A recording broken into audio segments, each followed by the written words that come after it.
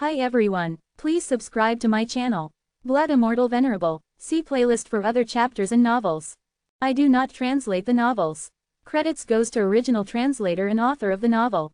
I only make it as an audiobook so it would be easier to just listen while doing other things. Credits goes to the author of the novel. I convert stories to audiobook for mental health, for multitasking purpose, for accessibility and time saving.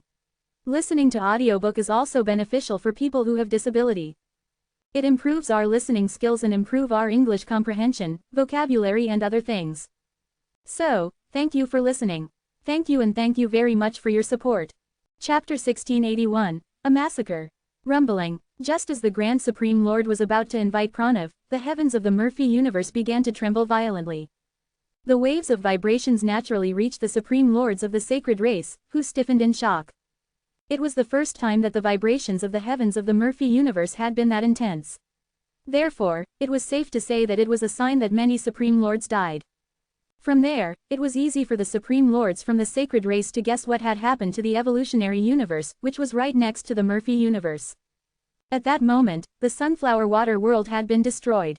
Golden rings of light spread from a huge altar and surrounded the Supreme Lords from the sacred race.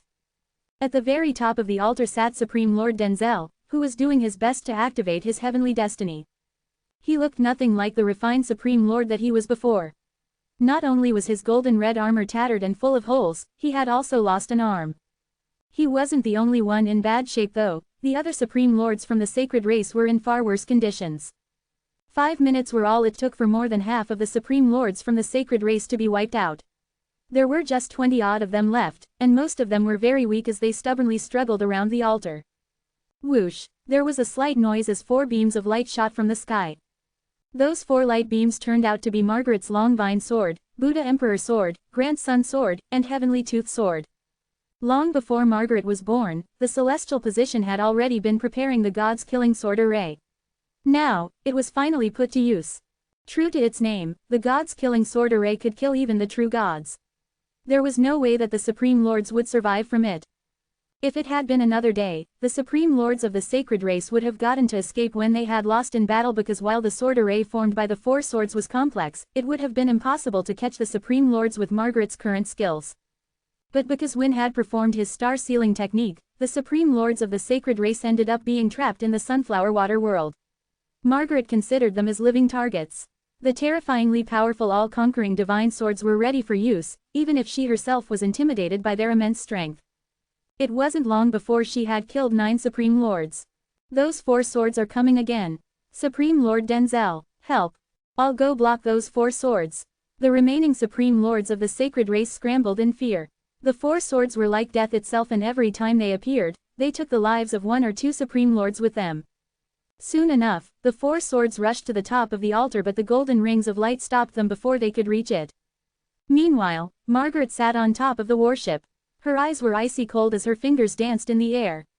In turn, her huge swords flashed with different colored lights and began to attack the golden rings of light. Boom, boom, boom. The universe seemed to quake from the collision of the 4 great swords against the rings of light. They clashed against the golden rings of light more than 10,000 times in just 3 seconds. And every time they collided, the golden rings of light dimmed a little. Crack! There was an ear-splitting sound, and the golden rings of light were broken into pieces. It was at that exact moment when the 4 swords entered their scope and 2 other people suddenly appeared. The first one was Zen, and the other one was Supreme Lord of Oracle. Zen, who had been relying on Supreme Lord Helm's space lock, had appeared right behind one of the Supreme Lords from the sacred race. The Supreme Lord in front of Zen was quick to react. As soon as he saw Zen, he immediately waved the halberd in his hand and stabbed Zen with it. That Supreme Lord had used his heavenly destiny to the utmost, so his halberd's attack could pierce through literally anything.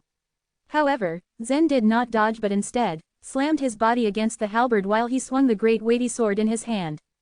Causality breaking light. A misty beam of light shot out as the causality was severed. After the Supreme Lord had lost the blessing of heavenly destiny, his halberd became almost harmless to Zen. Thus, there was nothing but a crisp noise when the halberd struck his redemption armor. After he was struck by the blow, Zen's eyes were already filled with a violent malicious aura. God's intimidating strike, he roared. PFF'd. The Supreme Lord tried to use his grand teleportation technique to escape, but he failed miserably. He could only watch as Zen's heavy sword swung down on him. The violent sword intent swept across his body and his entire inner world, and left nothing but dust. When Supreme Lord of Oracle saw that Zen had killed that Supreme Lord from the sacred race, she ran past another Supreme Lord with a dagger in hand. The dagger's blade had slightly cut the Supreme Lord's cheek and left a thin, red mark on his face. She seemed to have done that to provoke the enemy, but not to kill him. The Supreme Lord from the sacred race was naturally furious. He waved the great axe in his hand and chased after Supreme Lord of Oracle in anger. Supreme Lord of Oracle gracefully glided around like a butterfly that shuttled back and forth between flowers. The corners of her lips lifted up into a faint smile as she continued to swim between the rays of the axe light. It didn't take long before the wound on the Supreme Lord's cheek began to emit a faded purple light. Then a small cut continued to expand from his cheek all the way to neck, until it had reached every part of his body. It was known that after Supreme Lord of Oracle had borne that one heavenly destiny, she had cultivated an immensely vicious cultivation method known as the self-destruction technique, which was also one of Mike's ultimate techniques. Warriors at their level generally didn't fear all kinds of poisons because both their bodies and blood essence had been cultivated to their peak. Even if such fatal poisons entered their bodies, they could simply digest and release them. While the self-destruction technique was another form of poison technique, it wasn't actually a type of poison but rather, an extremely special kind of energy. Any living being who had been even just cut by Supreme Lord of Oracle would undoubtedly die. But in such a case, it could be said that Supreme Lord of Oracle didn't technically kill them. What actually happened was the special energy would let the energy within the body destroy itself. The blood essence and life vitality within the cinnabar field would turn against the body as well, and attack it until the living being died. It could be considered suicide, and that was why the skill was called the self-destruction technique. It was because of that very technique that Supreme Lord of Oracle had been promoted to a top-rank Supreme Lord. Zen and Supreme Lord of Oracle quickly killed two Supreme Lords. They passed by each other and gave each other a glance. Zen was still immersed in the emotion-closing godly way, and his gaze was merciless, while Supreme Lord of Oracle's eyes contained a hint of a smile and admiration. After that, the two of them simultaneously stepped into a space crack and escaped. Supreme Lord of Oracle executed the grand teleportation technique, while Supreme Lord Helm pulled Zen back. Aside from the two of them, Supreme Lord of Original Sin and Supreme Lord of Thunder Punishment had also killed two Supreme Lords. Just then, Supreme Lord Denzel clapped his hands together as he stood on the altar. The life vitality in his inner world gushed into the altar like the sea, and the other Supreme Lords near him did the same. The inner worlds they had worked so hard to build had collapsed, and the creatures in them had dissolved.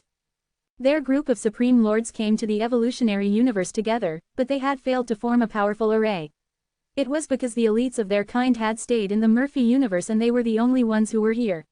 It was also why they were at a disadvantage when they fought against the Supreme Lords of the evolutionary universe. Fortunately, Supreme Lord Denzel's heavenly destiny was extremely powerful, and he could hold on with his back against the altar. If it wasn't for this altar, all of the Supreme Lords would have perished by now.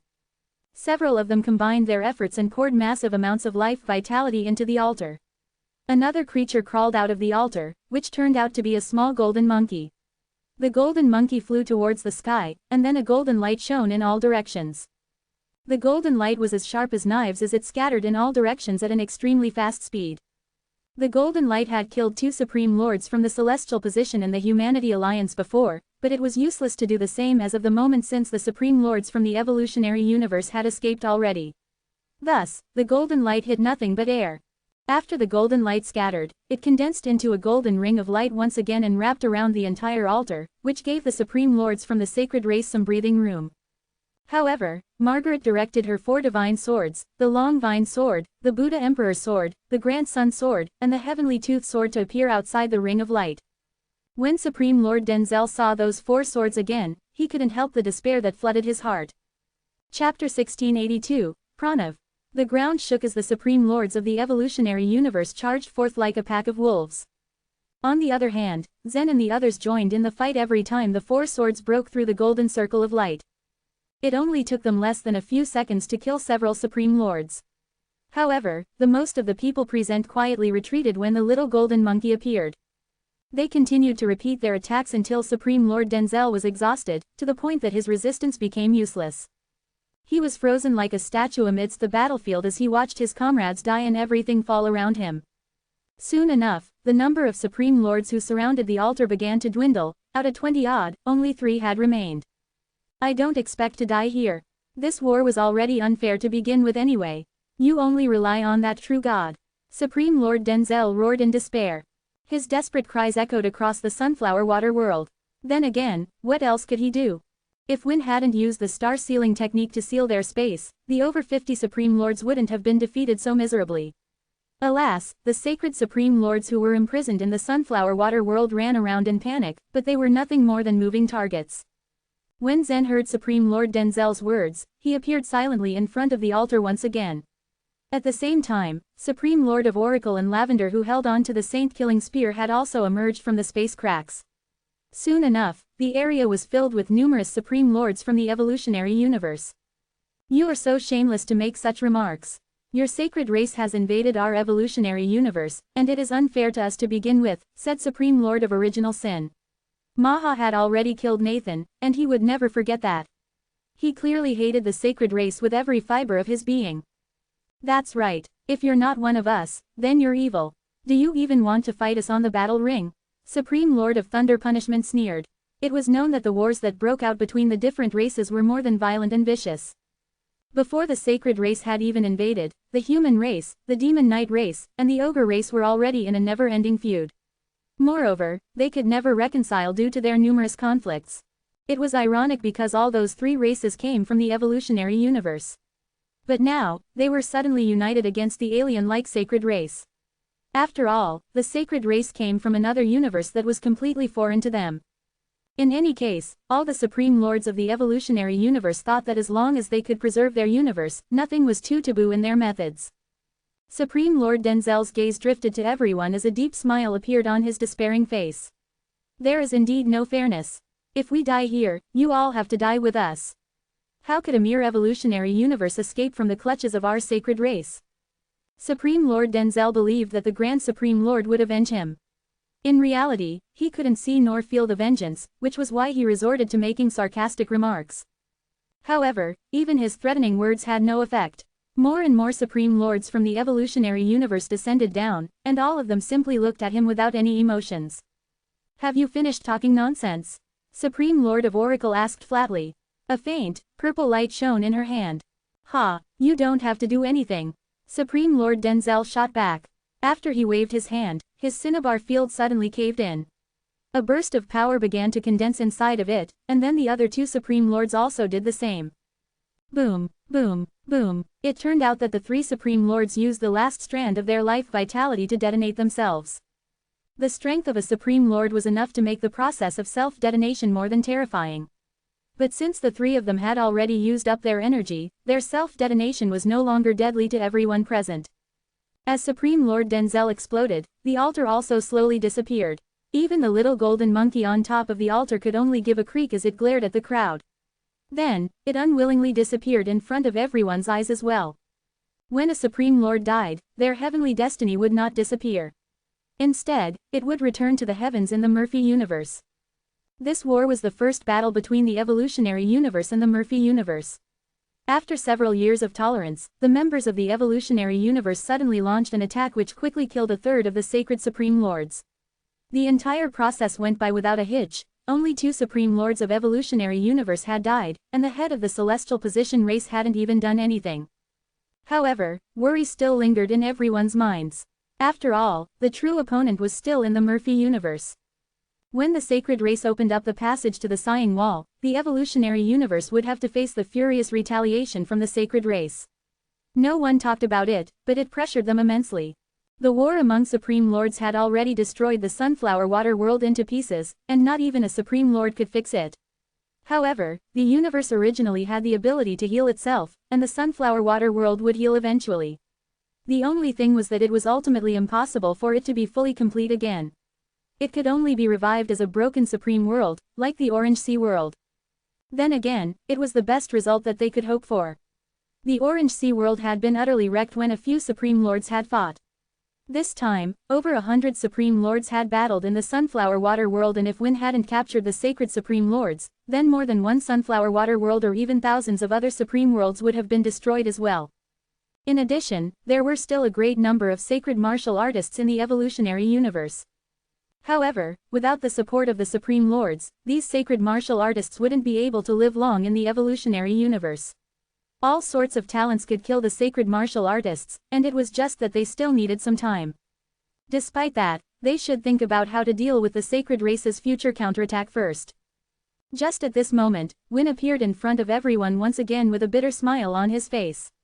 The sacred race has begun to break through the boundary, he whispered. The sighing wall was extremely strong and was well fortified. It was immensely difficult to break through it. The sacred race had started to tear through it hundreds of years ago, but if it wasn't for Murphy's assistance, they would have needed several hundred more years.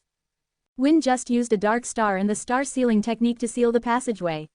As a true god, he was indeed powerful and could employ such an extremely remarkable method, but his method was not an invincible obstacle.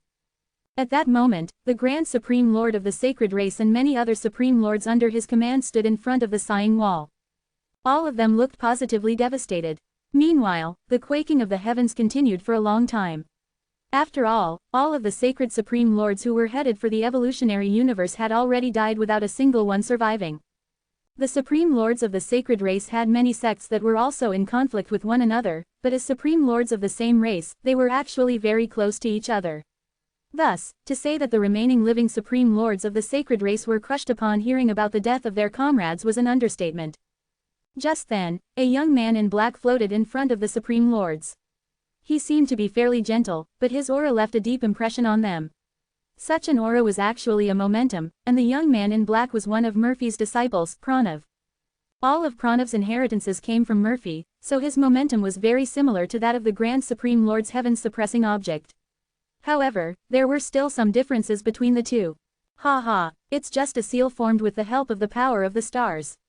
It's just a mediocre skill, Pranav declared. A small smile appeared on his face as he looked at the blocked passageway. Master Pranav, can you make a move right now? Our sacred race, Supreme Lord Russell said anxiously. His son and daughter had both joined the expedition team, so it was unknown if they had survived at the moment. However, Pranav simply glared at him. There's no need to rush, he hissed. Russell, do not disrespect Master Pranav like that, the Grand Supreme Lord scolded. But, in the end, Supreme Lord Russell could only keep quiet with a despaired look on his face. The sacred warriors worked themselves to death for Murphy. As Murphy was the ruler of their entire universe, the sacred race didn't have the qualifications to reject any of Murphy's requests. However, that didn't mean that the sacred race didn't have any opinions or complaints. While they had to help Murphy disintegrate the entire evolutionary universe, what good would that actually do to the sacred race? These Supreme Lords overworked themselves to the bone for Murphy, but Pranav, as Murphy's disciple, didn't seem to care about it at all. It was no surprise that the Supreme Lords who were with him secretly had a mountain of complaints to say. It was useless because Pranav just didn't care. The Divine Land's creatures thought that the secondary creatures in the universes couldn't be considered real living beings. To them, secondary creatures were nothing more than objects that were formed from life vitality. Thus, they didn't care how many secondary creatures died. Pranav leapt lightly and entered the passageway of the sighing wall. Then, a light yellow beam of light shot out from the passageway. The light beam was reflected from the passageway and went straight towards the sky. Right after that, the Supreme Lords heard Pranav shout, "Break!" Boom, there was a muffled sound, and then a stream of air was sucked in. The passageway that connected the two universes was opened once again. Chapter 1683, A Stomp to Break a Supreme World. The dark star was astonishingly heavy. At a rather terrifying speed, Win had stomped down on the star from the deep sky and proceeded to charge into the channel with terrifying momentum. Previously, the sacred Grand Supreme Lord had taken advantage of the Murphy universe's momentum in an attempt to move the dark star away, but he still failed. No one expected the dark star to be forcefully blown away by Pranav right then and there. Bam! In the evolutionary universe, the dark star was blasted straight out of the channel. It drew a parabola in the sky before crashing directly into the Supreme World. How could this Supreme World bear the weight of the dark star? The moment it fell to the ground, it seemed to sink until it disappeared without a trace as if it had fallen into water instead of land. Then, Pranav walked out from the other end of the channel and sniffed around. When he felt the sealing power of the Supreme World, he frowned. The Supreme Lords that followed Pranav into the channel could also feel the strong restraints. Although some Supreme Lords tried condensing the space law, the moment it was formed, the law power collapsed and disappeared without a trace. I don't feel happy about this, Pranav said flatly. Breaking the seal of a supreme world was a rather troublesome task, but Pranav had no intention of doing so. Extending one of his legs, he lightly stomped on the ground until a mild aura spread out from the tip of his foot. Rumble, rumble, rumble. A faint wavy line spread from Pranav's toes until it grew throughout the entire supreme world. Then, the supreme world began vibrating with the same frequency as the wavy line. In this supreme world, there were also many sacred martial artists that survived, as well as a great number of mortals. Just then, they saw countless tiny cracks opening up beneath their feet. Such was not an ordinary earthquake as normal ones cause the earth to shake and the mountains to tremble. If it was a normal earthquake, it would have been violent. But this kind of vibration was rather mild with an extremely high frequency. It lasted for half a minute before an ear-piercing sound echoed throughout the entire supreme world. Crack, crack, crack, crack. In an instant, the huge supreme world disintegrated into hundreds of millions of clumps of earth the size of watermelons as they began dispersing downward. All the mortals began falling along with the clumps and only a fraction of martial artists who could fly managed to escape the calamity. But, it was impossible for these martial artists with lower cultivation levels to cross a supreme world. Once they exhausted all their life vitality in the air, they fell and got smashed to pieces. The star sealing technique was used on the supreme world. Once the supreme world was destroyed, the technique would follow suit and collapse. When the sacred Grand Supreme Lord and all the warriors that followed him witnessed the scene, their eyes widened in shock. While Supreme Lords had methods to destroy a supreme world, it was difficult for any Supreme Lord to destroy a supreme world to such a degree. What was more terrifying was how Pranav had done it with a single stomp. His power went beyond the comprehension of anyone present. Is that really the power of a true god? This could be done using the momentum. Why did the Grand Supreme Lord fail to achieve this? The Grand Supreme Lord does have the heavens suppressing object, but in the end, he's merely borrowing it. The momentum doesn't belong to the Grand Supreme Lord himself. Having seen a lot of the world, the sacred Supreme Lords were still shocked and busy discussing the matter in private. Raising his head, Pranav looked toward the depths of the evolutionary universe. Then, he lightly said, "Everyone, follow me." With that, he sped forward, barely causing any energy fluctuations. He was only a dozen feet ahead before turning into a blazing human-shaped silhouette and disappearing before the many sacred Supreme Lords. Follow him. The Grand Supreme Lord waved his hand, leading the sacred Supreme Lords in using grand teleportation to advance toward the depths of the evolutionary universe. Meanwhile, within the shattered sunflower water world, when Win sensed that the sacred race was somehow breaking the star sealing technique he had arranged, he warned Zen and the others right away. But only after a short while, Win got something new through his perception, and once again, he warned everyone, "They've already broken the seal." How could they be so fast? You set that seal up, Win. Is it true that their true god got involved? Everyone had expected Win's technique to hold up for a few months or at the very least, a few days. No one expected it to last for just a while. In the battle of the Sunflower Water World, they had killed over 50 sacred Supreme Lords. The powerful warriors in the evolutionary universe didn't even have time to rest before facing an even more brutal battle. The sacred race had charged with full force, including even a powerful true god. Everyone in the Sunflower Water World knew that this was going to be a tough battle. "Since we've attacked this time, there's no way to retreat," said Master Feng calmly. "Yes, there's no way back. We can only move forward and go all out to fight them," Supreme Lord of Thunder Punishment agreed with a nod. "There's no point in talking any further. We'll wait for them here." The beautiful eyes of Supreme Lord of Oracle were filled with determination. As she had reached the level of Supreme Lord, she had long seen through life and death and was well aware that it was the moment she died that the true meaning of death would be fulfilled. Arrange the array. Supreme Lord of Original Sin took action immediately, working with the leaders of the other 3 great clans and setting up the star-destroying array. Supreme Lord Helm summoned Zen and Lavender to his side. He was going to connect them with the space lock. As strong as Zen and Lavender were, they were still world lords. Fighting against Supreme Lords would put them at a disadvantage. Only with Supreme Lord Helm's heavenly destiny could they display their strongest combat strength. But just then, whoosh, whoosh, Margaret still sat on the huge warship. Previously, she had been at the edge of the Sunflower Water World, controlling the God's Killing Sword array. Although the warship wasn't particularly slow, it still wasn't nearly as fast as a Supreme Lord, so she had only just arrived. Zen. Ever since she entered the Divine Refinement Forbidden Land, she had been searching for Zen, but to no avail. Then, she was taken away by a mysterious individual before receiving the complete inheritance of the God's Killing Sword array. Many warriors had died in the divine refinement forbidden land, but her cultivation journey had fared rather well. Still, she wasn't exactly satisfied. She was expecting to be able to cultivate together with Zen in the divine refinement forbidden land, but after returning to the evolutionary universe, she hadn't even seen Zen once. Now that she saw him again, it was natural for her to hope he could stick close to her. Whoosh, whoosh. After Margaret called out, she leapt down from the warship, clad in a long purple coat. The gauze ribbon trailed behind her. With a swishing sound, she left a trace in the air and threw herself right into Zen's arms. Beside him, Lavender had just established a link with Supreme Lord Helm's space lock.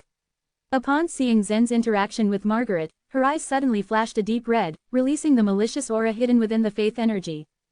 Resting her head on Zen's chest, Margaret talked about her experiences after going to the divine refinement forbidden land and how she longed for him.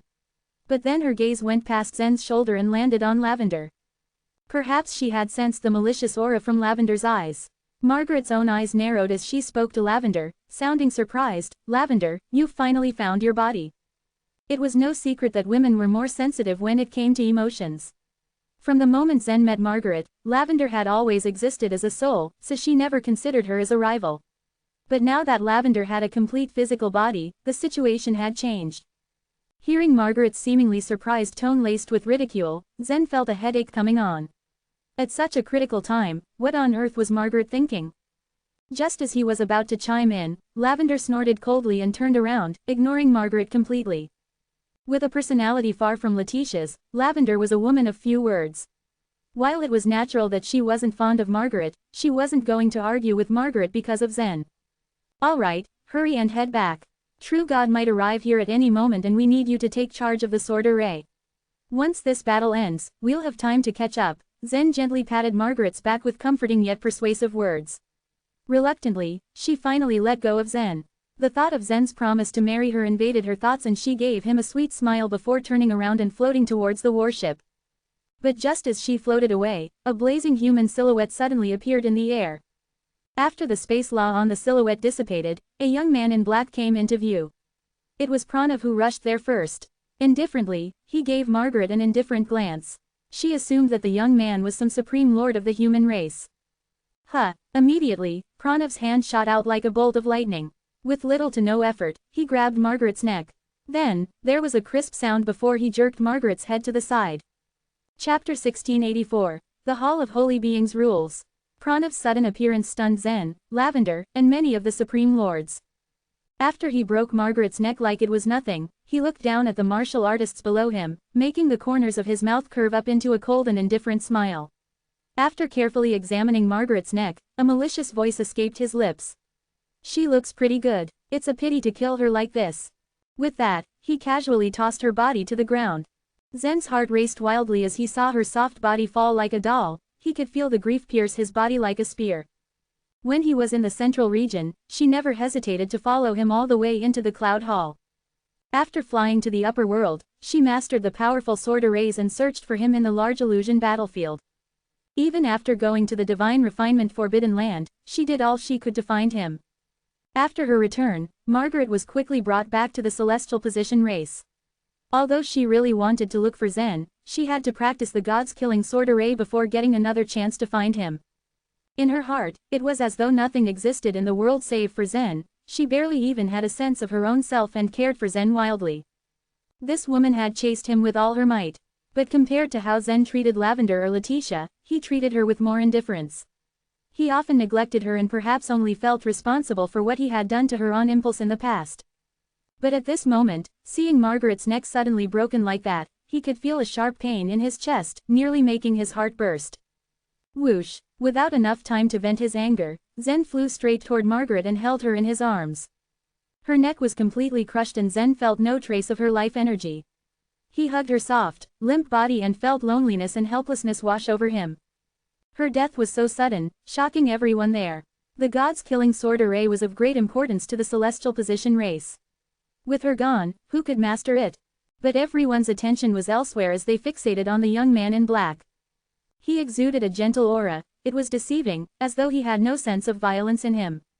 But no one dared brush him off. The gentle aura was the momentum of a true god. He was a true god from the Murphy universe. Such a thought filled everyone's eyes with fear. I never thought that a group of creatures formed from life vitality would cause Master so much trouble. It turns out that those warriors of the Murphy universe are all good for nothing, Pranav remarked with a faint smile, his eyes still locked on the Supreme Lords. Pranav's inner world was close to perfection. Even the Supreme Lords had appeared in his inner world, but they were far inferior to the Supreme Lords in the universe in terms of strength. But in Pranav's eyes, the creatures of the evolutionary universe and the sacred warriors of the Murphy universe were merely secondary creatures formed from life vitality. To him, they weren't true life forms in the least. Huff. Just then, Win arrived and stood opposite Pranav. His eyes flashed with faint starlight as he said, "We've fought before." On the Breaking Cloud Mountain, Pranav had used the secret arts of the 9 sacred Supreme Lords to send a strike across the universe. But in the end, Win forced him back. "I don't have a good memory, so I don't remember that." Pranav shook his head with a smile. "You're no match for me." Win's expression was dead serious. Although Win was Mike's last disciple and the youngest, his talent was the most outstanding, he was very confident in his strength. Since Mike had the best relationship with him, he was asked to stay in the evolutionary universe to help his master pass safely through the crisis. But the time flow rate was too fast in the evolutionary universe. After hiding there for years, his skeletal age had grown. But a true god had an eternal lifespan, so the word, old, wasn't appropriate for Win. So long as he wanted to, he could easily recover his youthful appearance with a thought. But he wanted to use his current appearance to remind himself of the time he had spent in the evolutionary universe. Although the true god of the Murphy universe had finally made his move, Win just announced that Pranav was truly no match for him. These words had all the Supreme Lords overjoyed. If Win could kill this man, the pressure on these Supreme Lords would lessen significantly. And if Win still had enough energy and strength left to help the Supreme Lords after killing the young man in black, they all might even be able to obtain a genuine victory. But Pranav's following words made the Supreme Lords' hearts sink. "Yes," he stated calmly. "I am not your opponent. But what if I fight against you along with my master's other 2 disciples?" Pranav was a true god himself, so his master's other 2 disciples could have been true gods as well.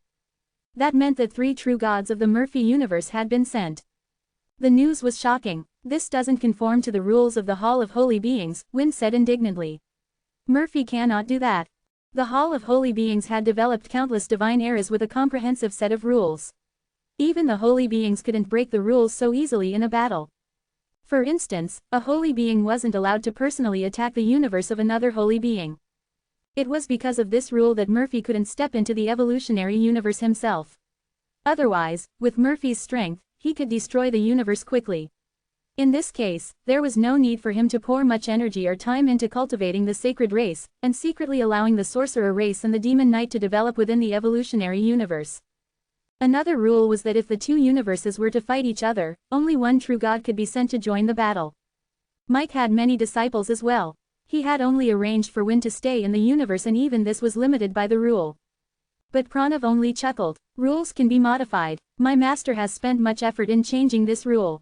You can always ask for help. Isn't Mike's chief disciple, Harold, very strong?" Win's gaze grew colder. Changing the rules of the Hall of Holy Beings was no easy task. Since Murphy was willing to pay such a huge price to change the rules, how could he let Mike's disciples step into the evolutionary universe so easily? "I'll give you a chance to live. Leave this universe this instant. If you see me in the Divine Land in the future, you must take a detour and avoid me," Pranav said with a smile. While he admitted that he was no match for Win, he had his master's support. Mike was expected to perish, so his disciples in the Divine Land would not know peace. Pranav naturally didn't fear Win. A sneer crossed Win's face.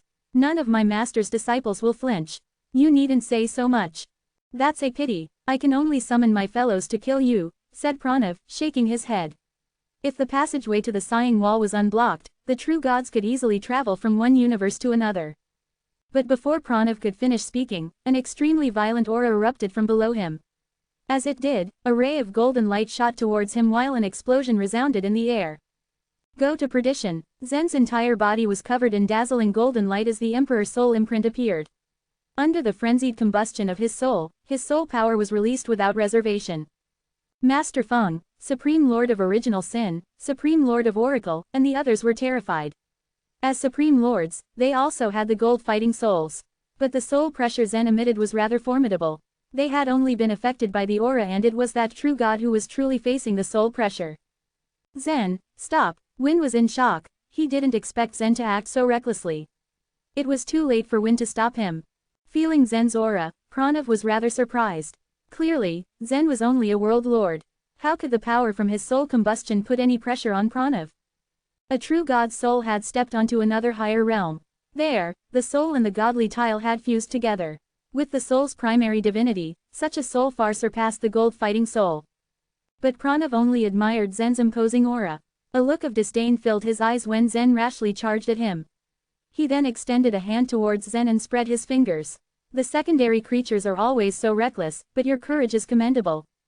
Looking down at Zen as he rushed over, Pranav wanted to crush his sword with a single hand and proceed to crush his entire body. But when Zen slashed at Pranav's palm with the great weighty sword, Pranav widened his eyes in shock. Chapter 1685. Broken Arm. Zen went all out, vehemently venting his boiling hatred by launching a deadly strike. Nearly a third of Zen's strength source within his inner world had now flowed into his arm. His current physical body was extremely tough, nearly unbreakable, but despite that, he was still incapable of carrying such hefty power. Both his veins and bones felt like they were on the verge of collapsing. It was safe to say that the rage had got the best of him. He couldn't think of anything else. And in terms of the other 70% of his strength source, Zen had gathered it tightly around his sword by using the cross-world theurgy. As he displayed his strength in this way though, he'd lose a certain amount of power which could easily be interpreted as a weakness of the cross-world theurgy. Hence, it was clear to Zen that if he wanted to bring the strength source within his inner world into full play, his only option was to make his physical body much stronger. As a secondary creature, Zen had already reached a certain limit in all aspects of his development as a warrior. In many, if not most ways, he had already hit the ceiling and could no longer improve any further. That was, unless he could condense a godly tile and control his inner world's momentum. If he could manage that, then he could make a heck of a leap in his development. God's intimidating strike. The great weighty sword began rumbling loudly. The star essence iron was extraordinarily robust, even more so because Zen had fused 1/3 of the 9 stars' power into it. Despite having done so, there was still too much power for the sword to bear alone. True God Pranav had never taken Zen very seriously. Although the soul pressure Zen emitted was certainly surprising, in true God Pranav's eyes, he looked like an angry little leopard, running around aimlessly. It was true that he had never expected a secondary creature to fight so extensively, though. But no matter how powerful a secondary creature became, the fact remained that it was still a secondary creature. A secondary creature was only condensed by the life vitality of a holy being. Before obtaining a godly tile, a secondary creature would simply never have the qualifications to fight him. At least, not without the help of heavenly destiny. Pranav casually reached out his hand in order to simply grab the sword. Regardless of speed, strength, or angle of movement, they were all perfect in his eyes. Once this great weighty sword was within his grasp, he knew there was no way he could let it out of his hand. After all, Zen was just a little lamb, waiting to be slaughtered. It only took a split second, once he gripped the great weighty sword, to discover that Zen's weapon was extraordinarily sturdy. A supreme world was as heavy as 1,000 great worlds. In other words, this meant that the weight of the great weighty sword was only 1,000th of a supreme world. If Pranav could crush an entire supreme world with nothing but a single stomp, then no matter how heavy this great weighty sword was, never should it have surprised Pranav to such an extent. What truly made his face contort was the power that exuded from this great weighty sword. The power was all Pranav could utter. What radiated from the great weighty sword was a power that he was simply unable to resist. The only way he could compare this power was to that of a very few true gods who specialized in body refining. Pranav was wholly confused. PFF'd. Pranav, having originally gripped onto the great weighty sword's blade, now realized the power contained within Zen's sword was far beyond what he could handle. The great weighty sword quickly broke free from Pranav's fingers and slashed straight toward the fleshy area between his thumb and index finger in an attempt to slash his palm in half. Under the great weighty sword's powerful impact, its momentum only continued to increase. It moved upward at what looked like full speed, along Pranav's forearm until it finally sliced his entire arm straight off in a single thrust. Swish, swish, swish, his arm spun violently in the air above his head before hitting the ground a short distance away. Pranav, who had been in a total daze up until now, finally reacted. His stern face suddenly flashed with a dark and crazy aura. Ha, ha, ha, to say that I was actually injured by a secondary creature at the World Lord level. This is unbelievable. A joke. In the divine land, there was no heavenly destiny to be obtained, which meant that once the ordinary creatures had reached the world lord level, they had no other choice but to start breaking through to become true gods. The gap between a true god and a world lord was like the difference between heaven and earth. So much so that there was a phrase in the divine land that said, "Cross the divine gate," which perfectly explained that by crossing the gate, one would become a god. Otherwise, they remained mortal. It could easily be said that before becoming a true god, the countless world lords were considered no different than ants on the ground. But now the tables had turned. Pranav had just lost an arm due to a world lord. This was absolutely absurd. If only Pranav knew the truth, he might have been capable of justifying his situation. After all, Zen had obtained nearly a third of Holy J's strength source. Such strength was indeed not something Pranav could resist. It was a pity that Pranav wasn't aware of the facts. Once Zen had succeeded his first strike, he made his next move without a moment's pause. Taking advantage of the fact that his strength source hadn't completely been exhausted, he leapt up into the air. The great weighty sword drew an arc high above before slashing down toward Pranav's head. "You've overestimated yourself," Pranav snorted. It was he, though, who had just underestimated his opponent. Of course, this was why Zen had managed to hurt him. Zen's current abilities in various aspects were rather uneven, not to mention that the gap between him and Pranav was very large. Pranav's body wavered in midair for a moment before he flipped his hand and struck Zen's chest with his palm. Although the palm strike was extremely fast and a little unexpected, its power was far from being very great. On the other hand though, the momentum it contained was extremely powerful. PFF'd. Even with the redemption armor's protection, Zen had no way of blocking this power. After the sudden palm strike, 5 finger marks imprinted themselves into Zen's chest. His entire body plummeted downward like a shooting star. He didn't die, Pranav thought, as a cold light flashed in his eyes. For that strike alone, he had used at least 60% of his strength. He had imagined that this strike would crush Zen into pieces. He never expected that it would leave nothing but a palm mark on this boy's body. This fellow, the one who dared cut off his arm, was definitely unforgivable. Feeling such emotion, Pranav's figure flashed forcefully. Prior to launching his next attack, he appeared in the blink of an eye below Zen. Then, he immediately struck his palm strenuously toward the sky above. Bang, bang, again, the power from this palm attack successfully pierced through Zen's redemption armor and came into contact with Zen's chest. The original palm print on his chest deepened, and a few of his ribs even broke. PFF'd. In the face of Pranav's surprising attack, Zen simply couldn't muster the power to dodge or resist. He quickly sputtered a mouthful of golden blood before he was sent flying into the air like a rubber ball due to the strike. Before Zen even had the chance to stabilize himself, Pranav appeared at his side once again. This time, he grabbed Zen's neck with his remaining hand with the intent to rip his head straight off his body. The clash between Zen and Pranav had happened in a split second. Now, Win had jolted out of surprise and was the first to react. He quietly appeared beside Pranav. With a tap of his index finger, a speck of red starlight, barely the size of a mosquito, shot towards Pranav. Pranav was originally going to take Zen's head, but upon noticing the speck of starlight, he immediately frowned, and a slight expression of fear could be read on his face. He let go of Zen's neck and rolled over, in an attempt to dodge the starlight. However, just as he dodged the starlight, Win flicked his index finger a second time. A few more dots of red starlight flew out. The continuous streams of starlight were causing Pranav to panic. He had no other choice. Now that he had let go of Zen's neck, he could do nothing but release him completely and retreat. In order to avoid the attack, he dashed backward a good 1,000 feet. Win grabbed Zen and threw him in the opposite direction. He looked at Pranav and coldly said, "You are, after all, a disciple of a holy being, a true god. Bullying a world lord is not what a true god should do." Pranav's face was suddenly grim. In his opinion, he could kill supreme lords just as he wished, let alone world lords. In this fight though, he had continuously launched several attacks, and yet still failed to kill the boy. In his heart, he was extremely upset. Whoosh, whoosh, whoosh, whoosh, whoosh. That was when countless bloody space cracks began appearing directly behind Pranav. Within the cracks, one figure after another came into view. The supreme lords of the sacred race had arrived. Although supreme lords could use the grand teleportation to instantly cross several supreme worlds, in comparison to a true god's ability in employing the grand teleportation, the distance they traveled didn't hold a candle to what a true god could achieve in the same time span. In other words, it had taken quite some time for the sacred Supreme Lords to arrive, especially coming from the edge of the evolutionary universe. The sacred Grand Supreme Lord took a step forward and walked out of the space crack. When he looked at Pranav's broken arm, he was utterly stunned. "Sir, your arm, what happened?" As the many sacred Supreme Lords stepped out one after the next, each of their gazes landed on Pranav. In such a short period of time, Pranav had lost his arm. This was far from being good news for the sacred race. "Shut up." Pranav's face darkened again at the Grand Supreme Lord's question. With a shake of his shoulder, the severed arm emitted dots of light.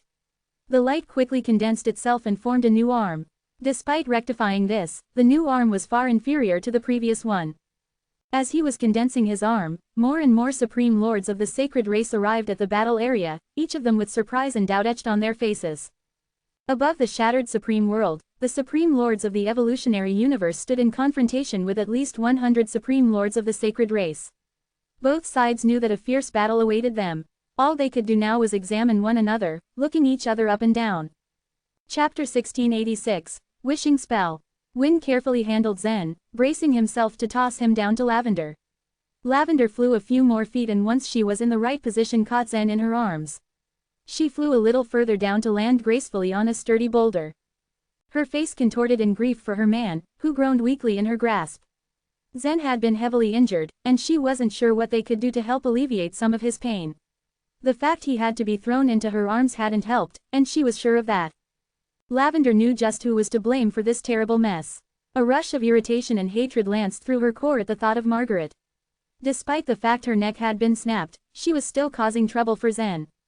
However, Lavender knew that Zen irrationally cared for those close to his heart. He was a kind person. She knew if she were to be injured in that way and she no longer were to be alive, Zen would become enraged. Even though that thought warmed her heart, she still believed the man was too impulsive. Too brash. How could he be such an idiot? She hissed, hugging him tighter to her chest.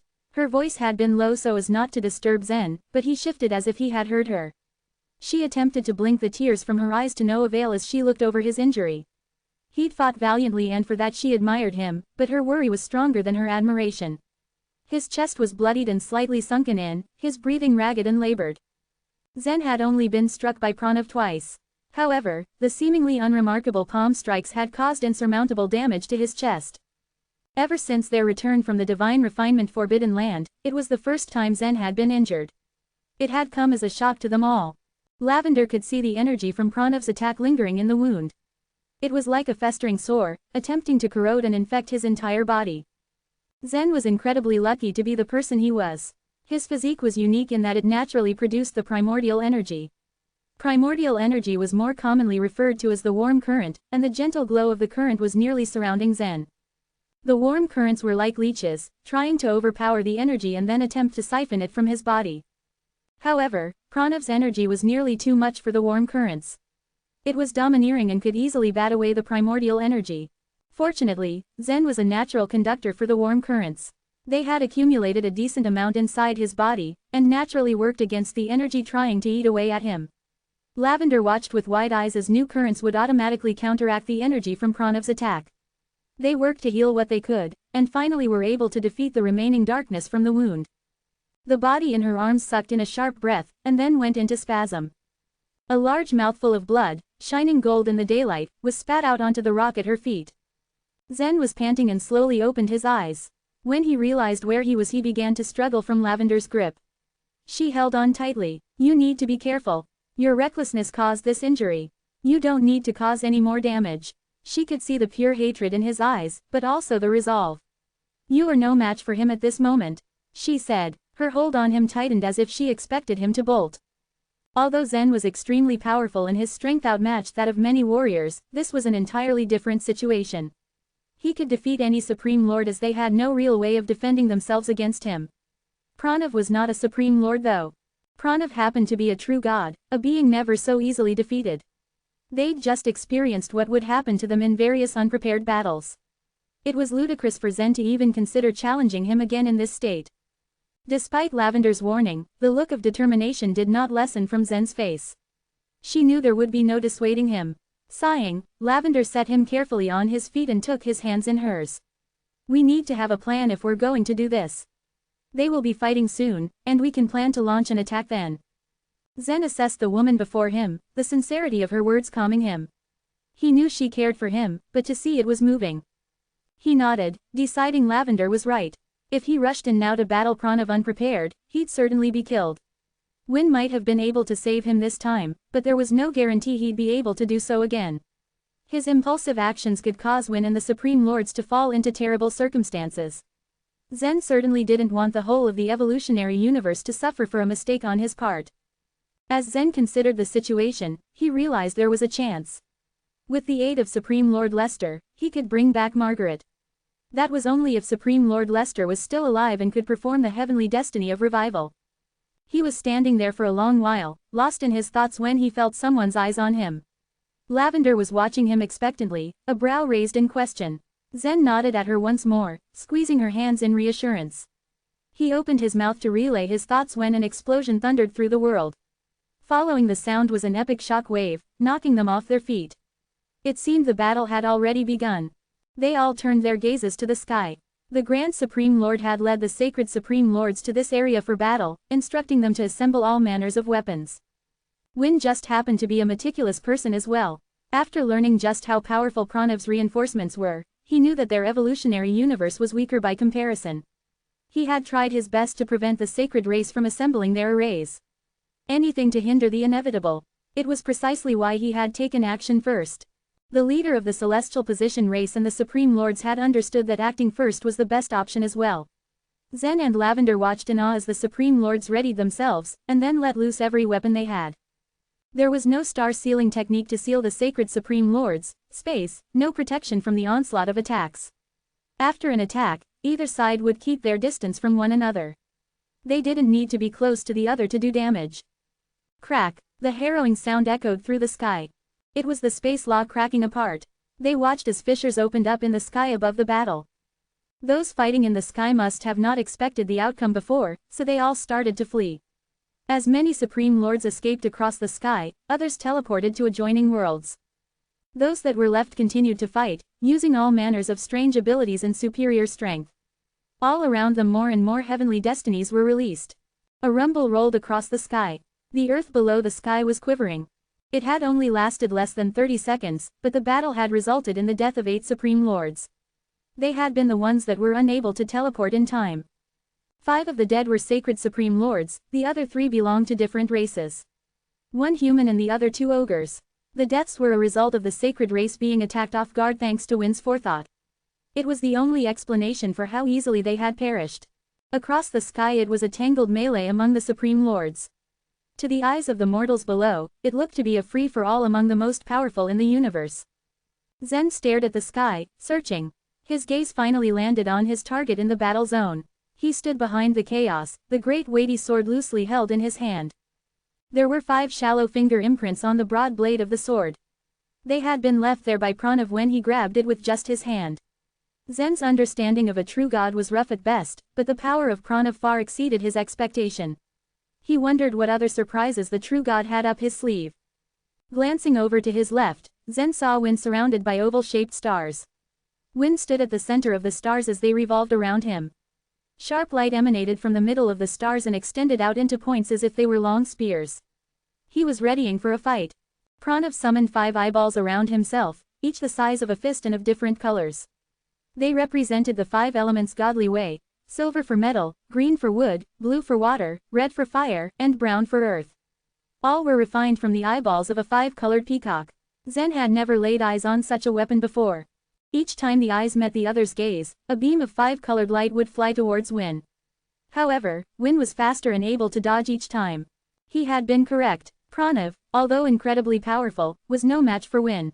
He had a strength and battle prowess unheard of, and was easily able to thwart the enemy's attacks. The sky roared once again. Lavender and Zen looked away from Win and Pranav to see 9 genuine dragons surge through the battlefield. They were resisting the array of 8 sacred Supreme Lords, their heavenly bodies easily deflecting spells and weapons. Another roar followed them through the sky, and the fighting stopped for a single moment. The ancestral dragon had joined the bloodbath, and it changed everything. A flash of light shot across the sky and then disappeared to reveal the unreachable pagoda. The Buddhist light dimly glowed along the walls of the building, casting an eerie light over the land. The appearance of the pagoda was enough of a distraction for the thoughtless minds to act. They quickly arranged the star-destroying array, meteorites streaking across the sky in flames. Supreme Lord Leroy, Supreme Lord of Oracle, Supreme Lord Matthias, and Supreme Lord Leia began to make use of their own unique talents. A fierce and bloody battle waged between the leader of the Celestial Position race and the Grand Supreme Lord. Above them the sky opened further, and Zen watched in amazement as the evolution lotus flower and the spinulose wood fern appeared. They continuously collided as the momentums of the two universes crashed into each other. More explosions rang in their ears, the booming sounds nearly painful. As the battle progressed, the Supreme Lords locked in battle had scattered. Now it wasn't only one Supreme World affected, but a number of them were experiencing the chaos of war. The terrifying power of the Supreme Lords was beginning to take its toll. It was too overpowering, and the Supreme Worlds began to crack and break apart under the assault. No mortal had the chance or ability to resist the attacks on their world. There was no amount of prayer that would help them. The gods were no longer listening as they were the reason for their downfall. Fear permeated the air as the ground shook and crumbled beneath their feet. Death was imminent. The weak and average would perish, animals and humans alike. Sacred places would cease to exist and kingdoms would be leveled. Very few would survive this cataclysmic event. It had taken only 2 hours to utterly destroy over 300 supreme worlds. Only 2 hours to kill millions. But the battle still continued. Those from the ground that could aid in battle did. Lavender, with the assistance of Supreme Lord Helm, joined the fight. She had even managed to cut down one of the sacred Supreme Lords who was besieged. Zen remained on the boulder, uninterested in the fight above him. He was only interested in one battle. His gaze shifted to where Pranav stood, hatred making his vision go red. Win, who had had the upper hand for most of their fight, was beginning to lose momentum. Their enemy had a trick up his sleeve, and activated some kind of secret technique. Neither Win nor Zen had seen anything like it. Zen could see the fear peeking out from Win's stony expression as Pranav took the upper hand. A sound like a swarm of bees came from Pranav's direction. The eyes surrounding Pranav began to flutter and move away from their master. They moved and intersected one another, and the closer they came to Win, the faster they moved. Win could go nowhere as they encircled him, trapping him in a loose circle. It was not going to be easy, but Pranav hoped to defeat Win without the assistance of his master's other disciples. He knew he was weaker than his opponent. It was why this battle was a test of his strength and ability. His master was always watching, always assessing him. He considered this to be a training exercise, so Pranav would prove himself worthy. 5-element energy seal. Pranav's booming voice echoed through the sky. The eyes began to circle faster, the humming sound getting louder. Zen took a single step forward, eyes wide. That's not good. Crowding closer to Win, the eyes connected to one another, morphing into a solid ring of 5 colors. Win's expression was grave as he twisted his hands in an intricate pattern. It would be his only attempt to escape from the seal. If this failed, well, he didn't want to think of that. This 5-element energy seal is one of my master's secret techniques. How could a low-rank true god like you escape from it? Win glared at the implication that Pranav thought him to be weak. A cold laugh sent a shiver up Win's and Zen's spines. Pranav thought this battle was as good as over, and victory would be his. He puffed up his chest and rolled his shoulders, gathering as much of his power into his body as he could. It was going to be such a simple task to kill Win. Once Win was dead, the battle would be over. Or so Pranav believed. He did not bother to think of the Supreme Lords battling throughout the sky. They were not his concern and were wasting their lives fighting in this battle. Now, Supreme Lord Helm, you have to get me over there. Zen looked at Supreme Lord Helm with determination. This was his only chance. Pranav was arrogant and self-assured of his victory, so it would be easy for Zen to swoop in unannounced and surprise him. Supreme Lord Helm connected himself to Zen with the space lock. But after he heard the words that had been spoken, he wasn't sure if he should send Zen into battle against such a powerful opponent. There's no time to hesitate. Zen urged. This was what he had been waiting for. A chance at revenge. His heart stuttered in his chest, the fierce Supreme Lord Helm felt clear on his face. He did not wish to send Zen into the middle of a battle between two true gods. However, he'd also witnessed the hidden strength in Zen and the amazing feats he had managed to perform. Perhaps he should believe in Zen to pull through once more. Nodding to Zen, he gave him an encouraging smile. Hopefully it would give him enough luck to be successful in this crazy endeavor. It took only a second and very little of Supreme Lord Helm's power, and Zen disappeared from the boulder. While Supreme Lord Helm had hesitated, Pranav had summoned 5 short swords before him, each corresponding with one of the eyes in color. The moment he waved his hand, the swords would shoot forward and pierce in the 5-element energy seal. As the seal trapped Wind's godly tile, his source of power, he would be too weak to stop the attack. A wicked smile spread across Pranav's face. Before he could deploy his attack, a force at his back broke his concentration and made him stumble forward. He didn't have time to turn around when he heard a voice ring out, "Wishing spell." His eyes widened when he realized it was that brat Zen. "I wish that the 100,000 supreme worlds would be eternal. I will do everything in my power and even sacrifice my life to exterminate the foreign race who has invaded." Zen had learned to use the wishing spell while in the divine refinement Forbidden Land. He had never used the spell as the side effects were unpredictable, and it would exhaust much of his strength. However, he had no other choice now. In order to defeat Pranav he had to use it. Chapter 1687, Marco and Matteo. The wishing spell was quite a powerful technique. In fact, when it was used, it could greatly increase the strength of its user in a very short period of time. This technique had a catch, though. The users were condemned to fulfilling the wishes they had made, otherwise they would never advance in their cultivation. Under normal circumstances, no one dared use the wishing spell unless it was a life and death situation. A battle to the death. Once Zen used this skill, he would have no choice but to kill Pranav, a true god. Upon Pranav's arrival here, Zen had chopped off his arm with the great weighty sword. Although this made Pranav extremely furious, he didn't have the time or the opportunity to revenge himself on Zen at the time. However, at the crucial moment when Pranav had reached his limit and was about to go all out to deal with Win, Zen suddenly reappeared at his side and interrupted him. What sent Pranav into a spiraling disarray of emotion was that this basic fellow actually knew how to use the wishing spell. He knew that Zen was a godly genius, and the wishing spell was a godly way that nearly everyone in the divine land would have the chance to learn. However, the godly geniuses in this universe rarely came across such an opportunity. Zen had surpassed what was expected of him. There were no words to describe how Pranav was feeling right now. "It's you, again, you brat, get out of my face," Pranav shouted, as he thrust out a hand in an attempt to slap Zen away. He really didn't have the time right now to bother with him. On Zen's behalf though, now that he had activated the wishing spell, he was entering a wondrous, dazzling state of mind. It was as if everything else in the entire world was left behind, leaving him to concentrate on Pranav alone. At the same time, an invisible force entered his body and he felt it tingling every one of his senses. The power seemed to be coming from some sort of contract. Zen had experienced the wonders of the wishing spell once before, directly after he had first mastered this godly way. Back then, he had used the wishing spell on an ordinary beast. After he had activated it, he near immediately felt a miraculous change that greatly improved his physical body, strength, and even psychic force. What Zen didn't know though, was that this power wasn't obtained from anywhere else at all, but was given to him instead, by himself. After he made the wish, he believed that he would have the power to fulfill the latter, and thus, he possessed that power. In other words, it was his own personal faith and belief that generated such power. This power though, could only be used against the one specific target. If he gave up on killing that said beast and changed his target, he would instantly return to his normal state and he'd lose the additional power. Once Zen had successfully killed that beast and fulfilled the wish, the wonderful feeling disappeared and the world returned to its regular order. This time, he was using the wishing spell skill on Pranav. The same feeling was now bubbling up inside him. Through his eyes, everything else in the world had completely vanished, leaving only Pranav. His focus became pristine. Whoosh! His reaction had become several times faster than even Zen himself had expected. Generally speaking, there would have been no way to dodge Pranav's slap, but now, with nothing but a slight twist of his body, Zen avoided it with ease.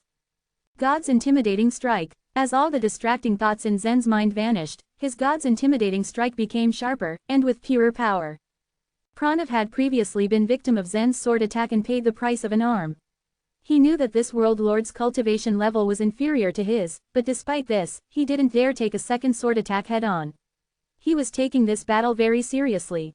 If he didn't, high chances were that he'd be killed by Zen. Without any other option, Pranav gritted his teeth in resentment and pulled out one of the 5 small swords in hopes that he'd be capable of blocking Zen's attack. Originally, his plan was to use the 5 small swords in order to kill Win. With the 5 small swords, he could form a 5-element divine sword, which was incredibly powerful. Pranav was certain that this was more than enough to kill Win, but using the skill would require the 5 swords to complement each other. But because he'd had to separate one of the small swords in order to block Zen's attack, it was no longer possible to summon the 5-element divine sword. Several clanging sounds could be heard. The small sword, which looked to be as light as a feather, collided with Zen's great weighty sword, but didn't waver in the slightest. Instead, it moved smoothly, almost like a nimble flying snake, as it continuously swerved in the air, trying to find an opportunity to close in and kill Zen. Despite its relentless precision, Zen's reaction and flying speed had also greatly increased. Furthermore, having activated the ultimate sword intent from the great weighty sword, he protected himself perfectly. The power he infused into the great weighty sword was extremely strong, and every time it collided with the small sword, it would send the small sword flying quite a distance away. 1 second, 2 seconds, 3 seconds. Pranav had initially planned to end Zen's life within 3 seconds so that he could then use his full strength to kill Win. But once again, Zen had displayed a strength that far exceeded Pranav's expectations, forcing him to deviate from his device. It didn't take long before a full 30 seconds had passed and Zen was still vigorously waving the great weighty sword in his hand. Zen was trying to turn the tables, if only he could find a flaw in Pranav's attack. Thanks to Zen's valiant effort, Win suddenly found himself with a grace period in front of him. He used this time wisely and managed to get himself free. At first, Win had underestimated Pranav's strength. They were both low-rank true gods, but Win's cultivation level was slightly higher than that of Pranav. Logically, he should have prevailed in a battle against Pranav. The situation took an immediate turn when Pranav suddenly used the 5-element energy seal, though. The 5-element energy seal was one of the many mysterious skills of the 5 elements godly way. Although there were many true gods who had learned the 5 elements godly way, only a small portion of them were actually capable and competent enough to unleash the 5-element energy seal. This was because the skill had special requirements on the user's physique. Once Win had been sealed by the 5-element energy seal, he was suddenly overwhelmed with anxiety and struggled aimlessly to break free. On the other hand though, he also understood that his mistake might actually bring an end to the battle between these two true gods. There would have been enough time for Pranav to kill Win 10 times over before he could escape from the 5-element energy seal. That was when Zen had miraculously appeared at his side anew and used the wishing spell to hold Pranav back. Moved with surprise, Win seized the moment to break free from the seal. 30 seconds might only be enough time for a mortal to drink a glass of water, but for Win, this was more than enough to save his own life. With a flick of his hand, 5 rays of starlight shot out, one from each finger and his thumb. Although he wasn't the most proficient in the 5 elements godly way, he had cultivated the grand sealing technique. The 5-element energy seal was only achieved through the interpromoting relation in the 5 elements. If Win wanted to break this 5-element energy seal, he would have to do just the opposite and utilize the restricting relation of the 5 elements. The 5 streaks of starlight that had shot out in succession from his hand were of different colors. They each respectively contained the power of metal law, the power of wood law, the power of water law, the power of fire law and the power of earth law. The 5 elements, powers in Pranav's 5 eyeballs generated with each other, while the 5 elements, powers in Win's 5 stars restricted each other. The 5 eyeballs rotated clockwise, while the 5 stars rotated counterclockwise.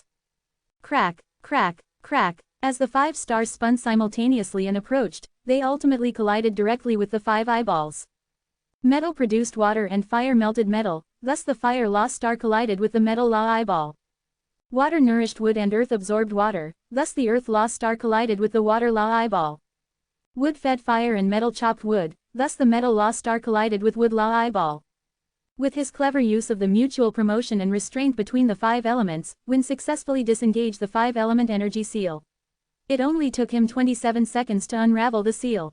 During this time though, Pranav still had control over the small sword, the one he was wielding at Zen. When Pranav noticed something was wrong, he lifted his eyes only to see that Win had already managed to break free. Immediately, he flung into an uncontrollable rage. Suddenly, he couldn't care about Win anymore. Instead, he shouted loudly, "Marco! Matteo, come out right now and take care of the old geezer for me. I'm going to chop this brat into thousands of bloody little pieces." At the end of his declaration, he slapped his own chest in indignation. A crisp sound rang out as he shattered a jade plate that was used for summoning. Pranav's patience with Zen had finally reached its limit. Originally, he had planned to kill Win by himself, because he wanted to get all the credit and prove to his master that he was strong. Now though, things had changed. He was so angry, so livid, that he only had one thought in his mind: to shred Zen apart. Whoosh, whoosh, whoosh. Following his first order, he immediately called for the 4 small swords to turn around and slash toward Zen as well. Previously, Pranav had held Zen to a draw with only a single small sword. Now that the other 4 swords had equally circled over, Zen immediately felt the increased pressure. After all, the 5-element divine sword formed by the 5 small swords could really be used to kill a true god. With just a single round of attacks from the 5 small swords, Zen was already in great danger. His great weighty sword was scarred by the 5-element divine sword, and many bloody wounds instantly appeared all over his body. Had his body been any less strong and resistant, he would have already been torn to shreds. Win had successfully struggled his way out of the 5-element energy seal, and therefore, there was no way he was just going to stand by and watch Zen die. Just as he was about to take action in assisting Zen though, 2 new figures enveloped in incandescent light suddenly appeared before him, completely out of the blue. As the incandescent light slowly faded, 2 individuals with careless smiles on their faces were revealed. One of them looked Win up and down, while the other mocked Pranav. "Hey, Pranav, didn't you say that you could handle it all by yourself? Tell us, why have we been summoned, then?" One of the newcomers was asking, chuckling ironically. These 2 individuals were known as Marco and Matteo. They were the other 2 true gods that came from the Murphy universe. Just like Pranav, they were also Holy Murphy's disciples. With 3 true gods standing against them now, how could Zen and his companions ever hope to win this war? Chapter 1688. Zen's sudden disappearance. Marco, stop blabbing nonsense. What are you waiting for? Just hurry up and kill the old guy. As Pranav spoke, he continued his precise control of the 5-colored small swords with which he attacked Zen ferociously. Even Zen, having deployed his wishing spell, could only handle 3 5-colored small swords at most. Every time the 5-colored small swords simultaneously shot towards him, at least 2 of them would break through Zen's defenses, penetrating his armor, leaving a deep, bloody wound on his body. But because Pranav had now been forced into a corner, he had no other choice but summon another 2 true gods for help. Pranav was more than just pissed though, and in order to vent the boiling fury in his system, he loosened his attack on Zen. In other words, as the 5 small swords drilled toward him, they didn't do so with the direct intention to take his life. Instead, the small, 5-colored swords avoided Zen's vital parts, only leaving a painful lesion behind every single time. Even though Zen was wearing his redemption armor in order to protect his body, the small 5-colored swords pierced through to his body with a ridiculous ease. Despite Zen's best attempt at defending himself, he had at least 2 or 3 dozen wounds covering his whole body. Marco, who had just been scolded by Pranav, didn't show the slightest intention of shutting up. Instead, he chuckled and said, "Pranav, might you've taken a fancy to the boy? Since when have you had an interest in this mere little world lord?" These 2 true gods had been summoned here by Pranav. They had crossed tens of thousands of supreme worlds, all the way from the Murphy universe, and entered directly into the evolutionary universe to come to Pranav's rescue. They had believed that Pranav was unable to defeat the true god of the evolutionary universe and had thus asked them for help. What they had never expected was that the battle they were walking into was actually against a secondary creature who was equally a world lord. And that even more so, Pranav had actually used the 5-element divine sword.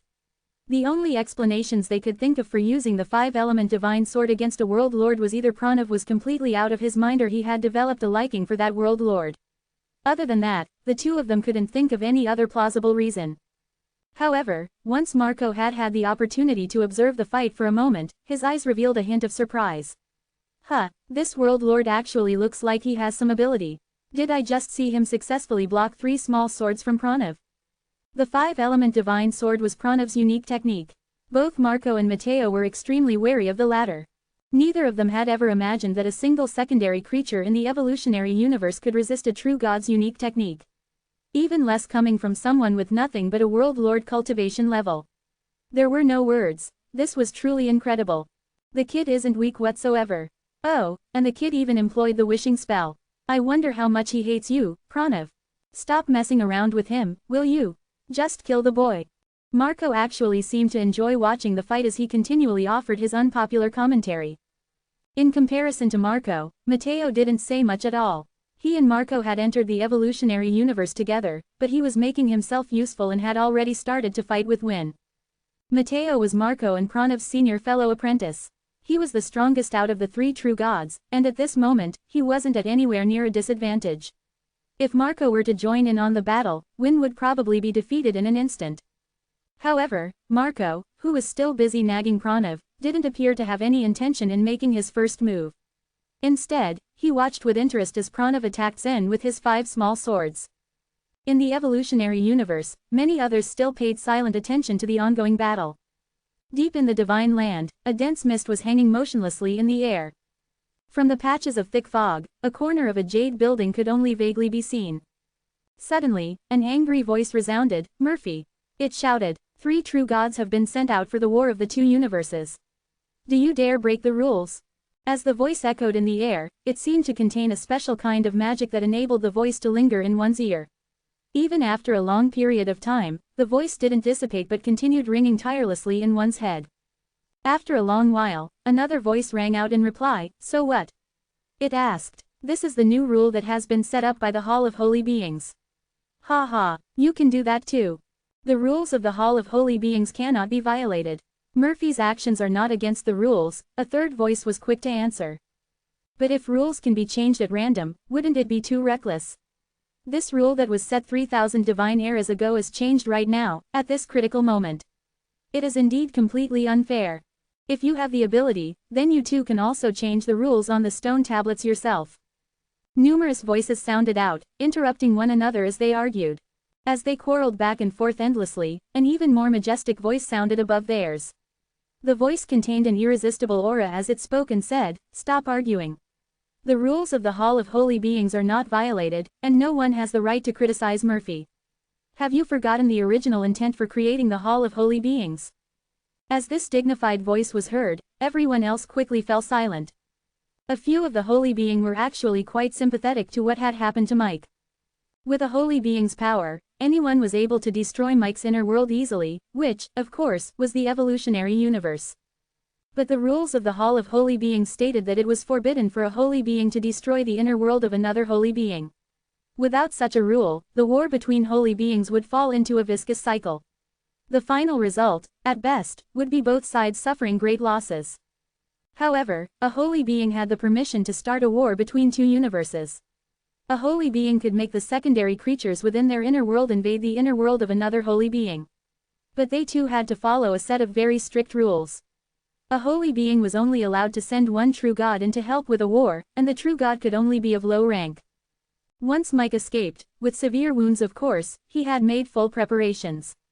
Not only had he arranged one of his disciples within his universe, but he had also made his universe last forever. The other Holy Beings were all amazed by him achieving such a technique. As long as the evolutionary universe remained untouched, he'd still have a chance at returning. That didn't matter much anymore, though. Not long ago, this rule was changed. The number of low-rank true gods that a Holy Being could send to war between universes had increased from 1 to 3. It was obvious that this change had been made as a direct strike at Mike. The Hall of Holy Beings originally had great enmity with Mike. Even if a few of the Holy Beings wanted to speak for Mike, they wouldn't be able to do anything. They could only watch what happened in the evolutionary universe helplessly. Most of the Holy Beings knew very well that the evolutionary universe would eventually collapse. When was impossible to tell. When the time came though, one thing was for certain, Mike would perish. Other Holy Beings felt very indifferent to this matter. After all, it had nothing to do with them and it was as simple as that. And others still were actually secretly relieved. Mike living, even for one more day, was pure torture to them. They would only ever feel at ease anew once Mike was dead. The speed at which Zen brandished his great weighty sword was getting slower and losing momentum.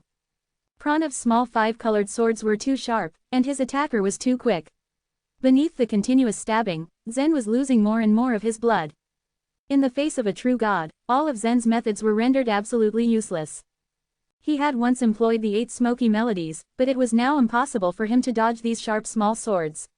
Furthermore, the causality-breaking light of the enemy-repelling arts had no effect on the 5 elements' godly way, and thus, he found himself in an utterly passive position.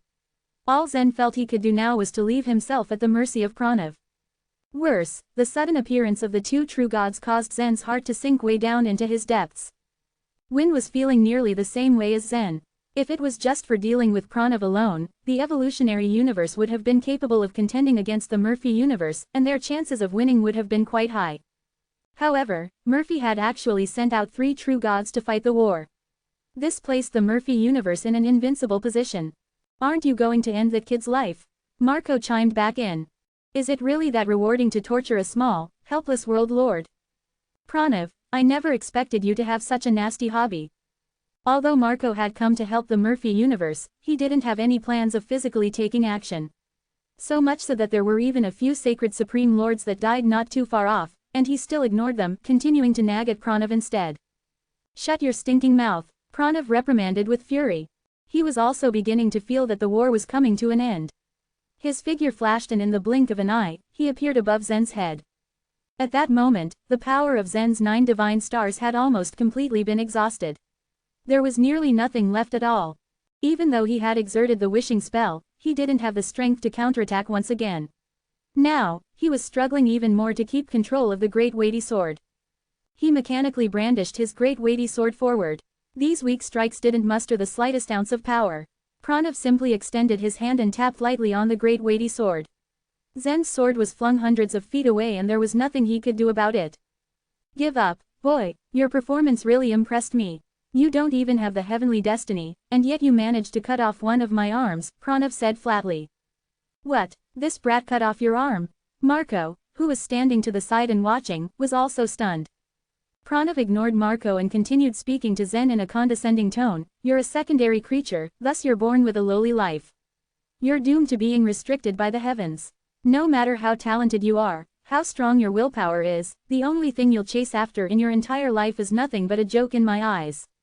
Kneel down, and I will grant you a dignified death. Once Pranav finished speaking, Zen revealed a dry smile.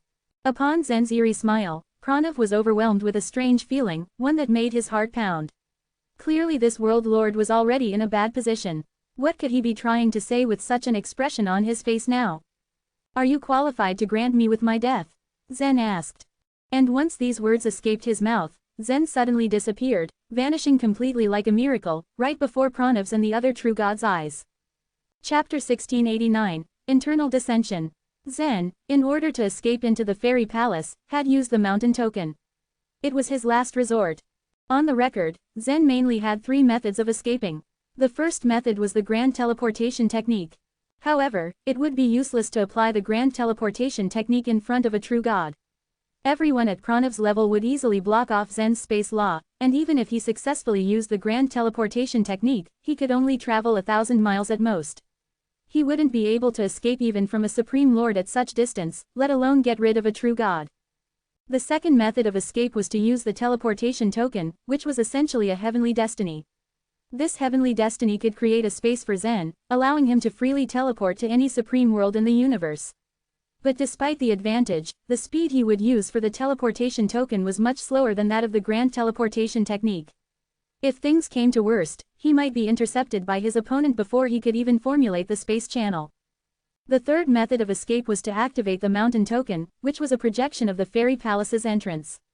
For this technique, once he activated the mountain token, he would immediately be pulled into the fairy palace without leaving any sign of the space law power. Assessing that the first 2 methods would have a big possibility of having no effect before Pranav, Zen had chosen to use the mountain token. Aside from his 3 usual methods of escape, Zen in truth could also rely on Supreme Lord Helam's space lock. However, wherever he was sent to by Supreme Lord Helam, it would still be impossible for him to escape from a true god's pursuit. And since Supreme Lord Helam was busy fighting with the sacred race's supreme lords, Zen knew that he had no time to offer him a helping hand during this crucial time. He could only rely on his own ability. You want to escape from me? Seeing Zen suddenly disappearing from his vision, Pranav's mouth twisted in a contemptuous sneer. He taunted Zen since it would be impossible for him to easily flee. He could reach every nook and cranny of the entire evolutionary universe in just one step. As his eyes glittered with scorn, his powerful soul released a massive mental power that instantly spread out. He had indeed noticed that Zen had disappeared in a strange way. He felt that not a single trace of the space law power was left on the spot at the time he instantly disappeared. Nonetheless, wherever he hid or how far he had gone to, may it be hundreds or thousands of miles, he did not think that Zen had the ability to escape that far from him. But at this moment, something made him frown slightly. As he spread out his soul power throughout the entire supreme world to search for his location, he couldn't be traced. He never thought that Zen was able to escape from the present supreme world in such a short period of time. Not a single sight of his figure nor his presence could be found. Whoosh! His invisible soul power continued to spread out. This time, it extended its search over the 10 supreme worlds around him. But he still couldn't detect Zen. 100 supreme worlds. Even a supreme lord wouldn't be able to travel over 100 supreme worlds in such a short amount of time. There was still no trace of Zen. Impossible. At this moment, his eyes started to flash with confusion. He activated his godly tile and greatly increased his soul power. 1,000 supreme worlds. The surrounding 1,000 supreme worlds had already been enveloped by his invisible soul power. The supreme lords of both sides were currently battling and had already expanded the battlefield to over 1,000 supreme worlds. Throughout the search, Pranav could easily spot and recognize every supreme lord of the evolutionary universe and the sacred race. But being unable to find Zen left him dumbfounded. How was this possible? Hey, Pranav, you haven't let the boy run away from you, right? Observing him at the side, Marco grinned as he asked. Just as he finished his words, the 5 small swords beside Pranav emitted an ear-piercing whistling sound and in an instant, pierced through the air aiming at Marco. He didn't seem to be pulling his punches. I've endured you for a long time, you brat. Pranav berated in anger. Pranav had always been reserved and arrogant. He had come all the way to the evolutionary universe, only to be annoyed by a world lord again and again.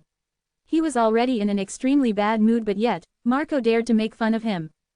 It was at this moment Pranav reached his highest point of patience towards Marco, who had always liked to gloat and had mocked him from the sidelines. Having no way to find Zen, he felt so embarrassed that he vented his anger on him. Pranav, I was just joking. Why do you have to be so worked up? Seeing the swords charging at him, Marco of course didn't dare to stand still and immediately turned around to evade the attack. However, Pranav had already been swallowed by his rage and continued to chase after him. Boom! A star in the sky had been shattered by Mateo's finger. Mateo had continuously exchanged blows with Win for more than 1,000 rounds. As the fight between the two true gods progressed, Mateo became increasingly vigorous, while Win had appeared to be overmatched.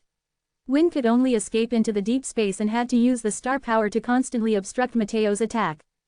Although the stars were constantly summoned by Win, it was no match to Mateo's powerful godly way.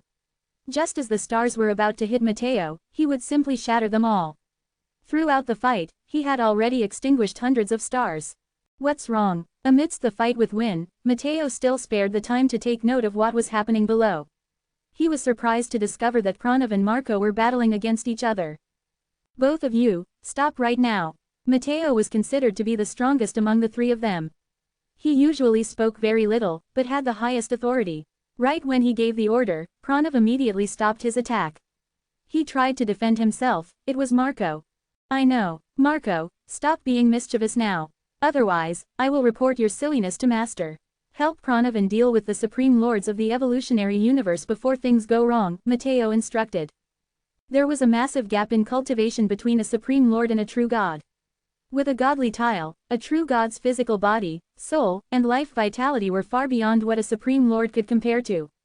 After all, a Supreme Lord was no different from an ordinary world lord without the heavenly destiny. But under special circumstances, there was a high possibility for Supreme Lords to overturn such results. There were some of them who had very powerful heavenly destinies that could help them to defeat or even kill a true god. If the 3 true gods were the only ones who had been sent to the evolutionary universe to battle with the 128 Supreme Lords, the 3 of them probably wouldn't be a match to the Supreme Lords. However, on this battle, the Supreme Lords of the sacred race would be enough to fight off against the Supreme Lords of the evolutionary universe to a draw. The 3 of them only needed to kill Win and then wipe out the remaining Supreme Lords. But in truth, it seemed that Mateo alone would be able to defeat Win. In order to prevent any unexpected events from happening, Mateo still didn't want Marco and Pranav to be at a loose end. Pranav glared at Marco in anger and coldly demanded, "Hand over your soul-searching flag." Marco, after being scolded by Mateo, became more obedient. Hearing Pranav's request, he felt quite curious and had to ask, "What do you want to do with my soul-searching flag?" "I have to find that brat." Pranav spat angrily. Obviously, he was still resentful about letting Zen escape from him. For him, even though Zen was just insignificant in this battle, he still hated to spare his life. Marco had also figured out Pranav's intentions. Since Mateo asked him to give a helping hand, he could only obediently bring out a grey flag. A grey light instantly shot out from the flag and had connected with Pranav's soul. The soul-searching flag was a soul-related treasure. Once activated, it could greatly increase one's soul power in a short period of time. Originally, Pranav's soul power could only cover an area of 10,000 supreme worlds at most. But with the help of the soul-searching flag, the range of his soul power greatly increased. Whoosh! His formless soul power once again surged out in every direction like raging tides. 100,000 supreme worlds. 1 million great worlds.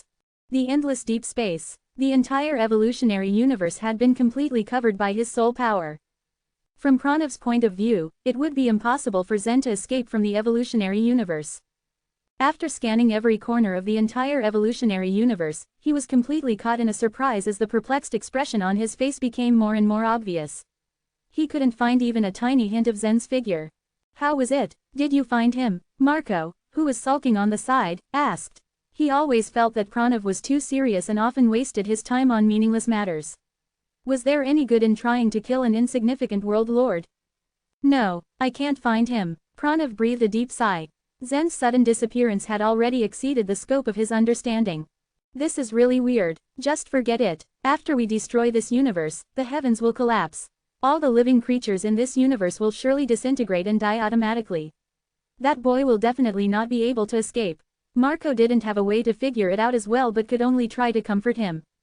But it wouldn't be me who killed him, Pranav replied. Is there any difference? Is there any meaning to be so obsessive? Marco could only shake his head. He really couldn't understand Pranav's logic. Pranav glanced at Marco and said in a stern voice, "You will never understand the meaning of the word, meaning. Therefore, even though your talent is greater than mine and you have more resources than me, your strength will never be stronger than mine." But Marco wasn't annoyed at all and only shrugged his shoulders. He was born to be playful and carefree. He would rather die than become someone like Pranav. "Well, we can talk about this later," he said, "but we need to take actions now." Pranav nodded and then lowered his head. His gaze locked onto the supreme lords of the evolutionary universe. Meanwhile, at this moment, after entering the fairy palace, Zen fell face first to the ground. His golden blood slowly flowed through the cracks on the stones. Weakened and bleeding, he seemed to no longer have the strength to get up. Chapter 1690. Enter the true path again. For the past years, Saul had been in a closed and secluded state for a long while. His puppet body remained immortal, while his body had a true soul. The endless years meant endless loneliness. Zen's visit in the fairy palace was the happiest moment of Saul's life. Over the past decade, Zen had entered the fairy palace several times. Every time he did so, he would reap remarkable rewards. Eventually, his control over the fairy palace grew stronger as he journeyed further along the true path. Later on, Zen even let his family stay within the fairy palace, too. Jeffrey, Zen's son, brought a lot of happiness to Saul in Immortal book. Everyone was fond of Jeffrey's quirky, refreshing youth. Saul didn't seem to care about what was happening in the outside world, but this didn't make him clueless. He knew about the evolutionary universe, and knew that Zen was facing a great test. Nonetheless, Saul had immovable faith in Zen. He had a firm belief that Zen could not be defeated so easily. So seeing Zen suddenly appear in the fairy palace, sprawled across the ground, body covered in blood, Saul was drawn with worry. He carefully examined Zen's injuries with gentle movements. Afterwards, he breathed a sigh of relief. Though Zen's injuries looked frightening, they were not fatal.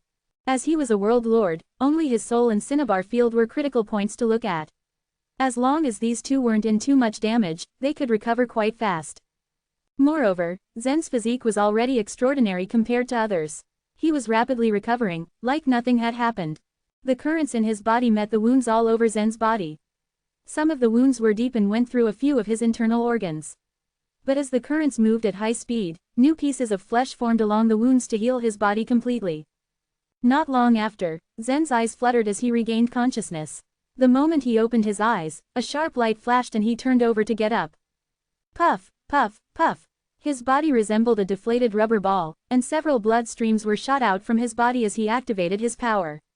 Some of the wounds had only just healed, so couldn't withstand Zen's vigorous movements. "Master, you are still weak," Saul said. Zen shook his head, unbothered by anything. He twisted his body and used his strength to force the gaping wounds to heal. He said, "Take me to the true path." "Master, you want to go through the true path once again?" Saul asked. Zen nodded his head and took a step forward. In the past, Mike had given him advice and revealed some significant secrets of the fairy palace. He mentioned that there were powerful creatures there, and if he promised to release them, then these creatures could assist him if he ever needed help. If the evolutionary universe couldn't resist the enemy's attack, then Zen would have one last chance to go to the true path to seek for help. However, Mike repeatedly told him not to do this unless he had no other choice. One of the rules is that only one low-ranked true god is allowed to appear in the universe, Mike once said. If there were two or more than two true gods present in one universe at the same time, the Hall of Holy Beings would be notified of this violation and impose punishment. If Murphy arrived in the evolutionary universe, he could destroy it within a short period of time. Before this, Win, a true god, had already arrived in the universe. Mike's so-called last gamble was to abandon the evolutionary universe entirely and give up his own life in order to save Zen. During the battle, Zen learned that the rules of the Hall of Holy Beings changed over time, which was why Pranav had called Marco and Mateo over in the first place. Master, your condition right now isn't good enough. If you go to the true path now. Saul tried to warn him, but he saw Zen's expression and trailed away. When Zen returned from the divine refinement Forbidden Land, his strength had altered, which made him a qualified warrior to take on the true path. But now that Zen was so heavily injured, Saul remained concerned. As Zen walked further and further on the true path, the sacred race's strength would grow stronger as well. If Zen was not careful, he'd face his own death eventually. Currently, Zen had a total of 5 tokens in his possession: the water token for entering the library, the fire token for entering the weapon refining workshop, the thunder token for entering the true path, the wind token for entering the fairy palace, and the mountain token for projecting the fairy palace around him. There were 3 remaining tokens, which were the heaven, earth, and valley tokens. The token of valley could be used to open the pill refining room, the token of earth was used to open the cultivation tower, and the token of heaven was used to open the dungeon in the fairy palace. The last 3 tokens were the most difficult to attain within the fairy palace. Although Saul tried to talk him out of it, Zen didn't flinch or doubt in the slightest way. He was so sure of what he had to do. Before leaving, Zen already understood the situation of the universe. He was very clear on what the appearance of the 3 true gods meant. Even if Win had more cards up his sleeves, he couldn't reverse the situation on his own. In such a situation, a battle among the Supreme Lords lost its significance once Win perished. If a single true god fought Win, and the other 2 true gods persistently killed the Supreme Lords, one could only imagine what would have happened. It was inevitable that Zen would have chosen to enter the true path. Upon entering the fairy palace, Zen activated the token of thunder immediately. As the vast fog rose, Zen once again set foot on the same path. At the same time, the situation of the universe was just as Zen had expected. As the Supreme Lords of the 2 universes were at war, the Supreme Lords of the evolutionary universe had a great advantage over their opponents. The evolutionary universe was highly dominated by the celestial position race and the 4 great clans. Countless years ago, they began making all sorts of preparations. They also foresaw the crisis of this world of chaos breaking out, so their preparations became much more thorough than those of the sacred race. In addition to this, when a person was on the verge of death, they would always be able to erupt with astonishing strength. This became the final struggle of the evolutionary universe. Every Supreme Lord would exhaust all their strength because there was nowhere for them to retreat. In fact, every single mortal prayed for the evolutionary universe to increase the momentum. It was that bad. Because of this, the head of the celestial position relied solely on the evolution lotus flower to suppress the spinulose wood fern of the sacred race's Grand Supreme Lord.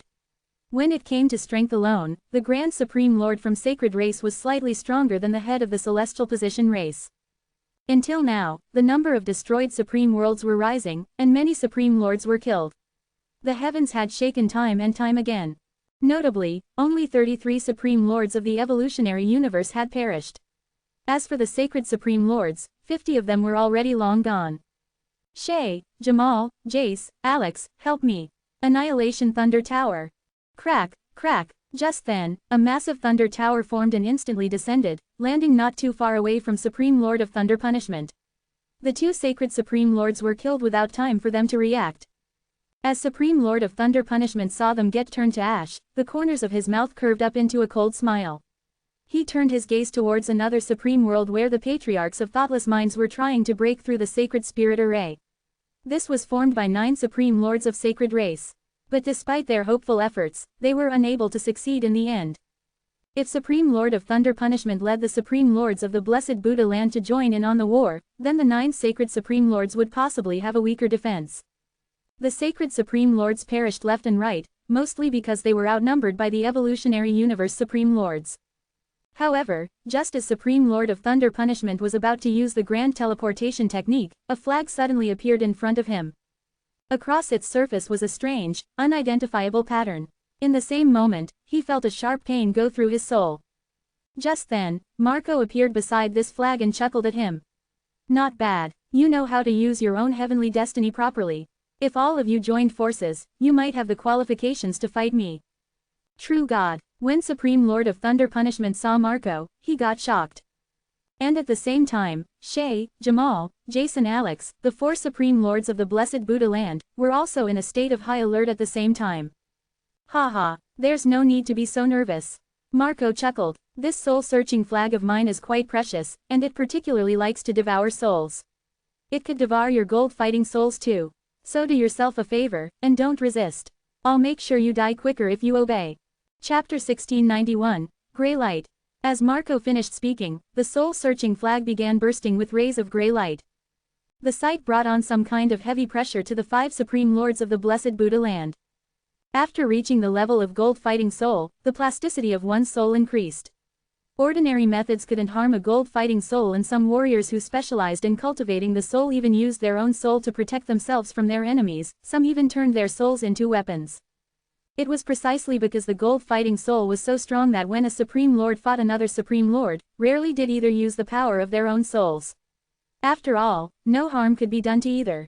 But the soul-searching flag was a supreme primordial weapon, only a true God could activate it, someone who could unleash this supreme primordial weapon to the extreme. Compared to that of the Supreme Lords, Marco's understanding of the soul was on a whole new level. Even if Supreme Lord of Thunder Punishment and the others had a gold-fighting soul, it was still difficult for them to resist the soul-searching flag's grey light. When the rays of light struck the body of Supreme Lord of Thunder Punishment, he immediately felt his mind turn upside down because his soul couldn't help but leave his body. The grey light was actually trying to absorb his very soul. The same went for the 4 other Supreme Lords behind Supreme Lord of Thunder Punishment, Shay, Jamal, Jace, and Alex. At this moment, the 5 Supreme Lords' expressions became twisted. Some rolled their eyes and some had their mouths wide open. Their faces shifted into odd and terrified expressions because their souls were crazily resisting the grey light. Grand Buddha Pagoda, calm my heart. Under this constant struggle, Supreme Lord of Thunder Punishment blurted out words unclearly. The Grand Buddha Pagoda set up by the 5 Supreme Lords was a powerful weapon that could be used for both offense and defense. The moment his voice fell, the Grand Buddha Pagoda behind them emitted a golden Buddhist light. Simultaneously, waves of Buddhist chanting resounded, as if the gods were softly chanting throughout the sky. The chant spread far, far away, audible from dozens of neighboring supreme worlds. And this voice contained the magic power of a divine weapon. Listening to it, one couldn't help but be put at ease. One's entire being grew lazy and tranquil, the mind becoming clearer. The golden Buddhist light continued to appear on the 5 Supreme Lords. Under this illumination, the grey light was somehow forcibly repelled and the eyes of the Supreme Lords grew clear once again. Now, there was a hint of fear in their eyes as they looked at the soul-searching flag. Because Supreme Lords were also living beings, it was normal that they would be afraid of death. The soul-searching flag was meant to take their souls away. If the soul was truly taken into the flag, then who would know what sort of inhuman treatment the soul would receive? The secret techniques related to the soul were mostly known for their cruelty, and it was likely that anyone subjected to them would end up in a miserable state. Seeing Supreme Lord of Thunder Punishment had used the Grand Buddha Pagoda to block his soul-searching flag, Marco couldn't help but sigh. There's no need. No matter how hard you struggle, the final result won't change. And with that, he waved the soul-searching flag once again. It fluttered in the air as rays of grey light were emitted. He had collected countless souls in the flag. Tens of millions of ordinary souls, millions of Jasper fighting souls, over 100,000 silver fighting souls, and even over 3,000 gold fighting souls were taken, along with the souls of 7 true gods. When a soul was absorbed into the flag, it was like stepping into a cruel hell.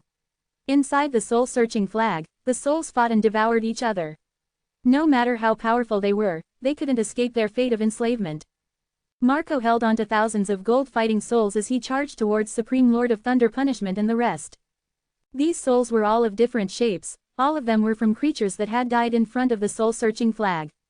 Among them were the souls of human warriors, souls of mysterious beasts, and even souls of 2 genuine dragons. Who While they were alive, these gold-fighting souls possessed great strength. Now that they pounced, they emitted an aura that was at least 10 times stronger than before. Seeing these evil spirit-looking souls, the hearts of the Supreme Lords sank. Shay, Jamal, Jace, and Alex were all in the depths of despair. Previously, they still had some hope in their hearts. There were many situations where a Supreme Lord could compete with a true God. Although a true God's strength was terrifying, one who carried a heavenly destiny of a holy being was not particularly weak, either. But after seeing Marco's method of using the soul-searching flag, they understood that the difference between them and a true God was all too great. In reality, the Supreme Lords weren't to blame for their hope. The difference in strength between a true God and another true God could also be wide. Although there were many true gods in the divine land, the ones who could become holy beings' disciples were truly the most outstanding ones. So when Marco dealt with an ordinary low-rank true god, it wasn't too much of a problem. Marco felt no fear towards the Supreme Lords before him whatsoever. Let's fight it out with him. Supreme Lord of Thunder Punishment suddenly clenched his teeth. The deep red mole on his forehead began emitting rays of bloody light. Crackle. Faint traces of blood-red lightning escaped from the red mole. He was one of the few top-ranked Supreme Lords in the evolutionary universe, and his heavenly destiny carried the strongest profound mystery of thunder law that Mike had cultivated, the blood refinement true thunder. The blood within the body of Supreme Lord of Thunder Punishment began boiling as he crazily activated blood-red lightning bolts. Crack, crack, the lightning formed rings of lightning that circled the souls. Meanwhile, Shay, Jamal, Jace, and Alex sat cross-legged in the air, chanting an incantation and using their heavenly destinies to fight against the gold-fighting souls that resembled evil spirits. Woo, ah, roar, roar, all sorts of strange noises came up from this region of the sky.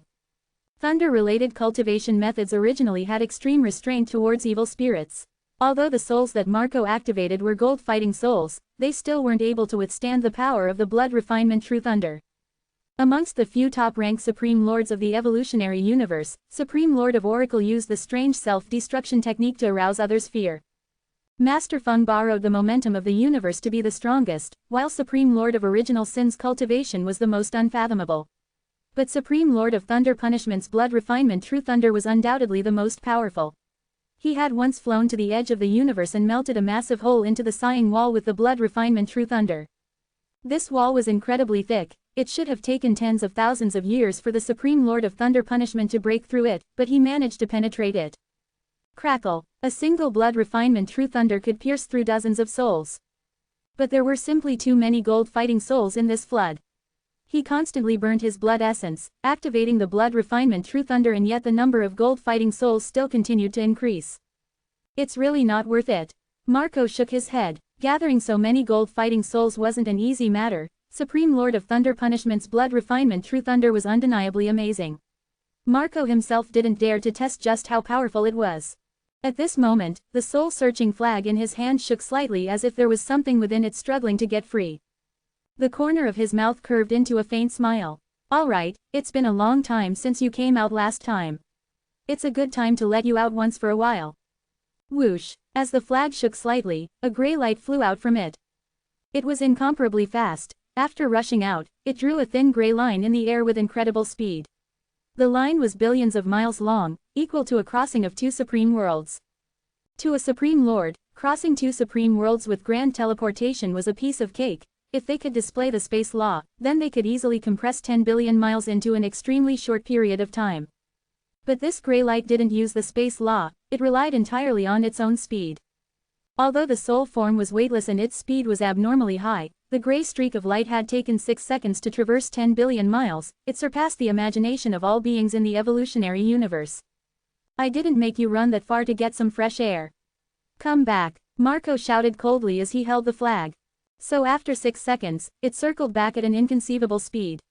Meanwhile, it passed through the space between Supreme Lord Alex's eyebrows with extreme precision. As Supreme Lord Alex sat cross-legged in the air, his mouth was falling open and the light in his eyes was gradually fading. The soul in his mind had already been devoured. He maintained his posture as he sank. Once again, the entire universe shook violently.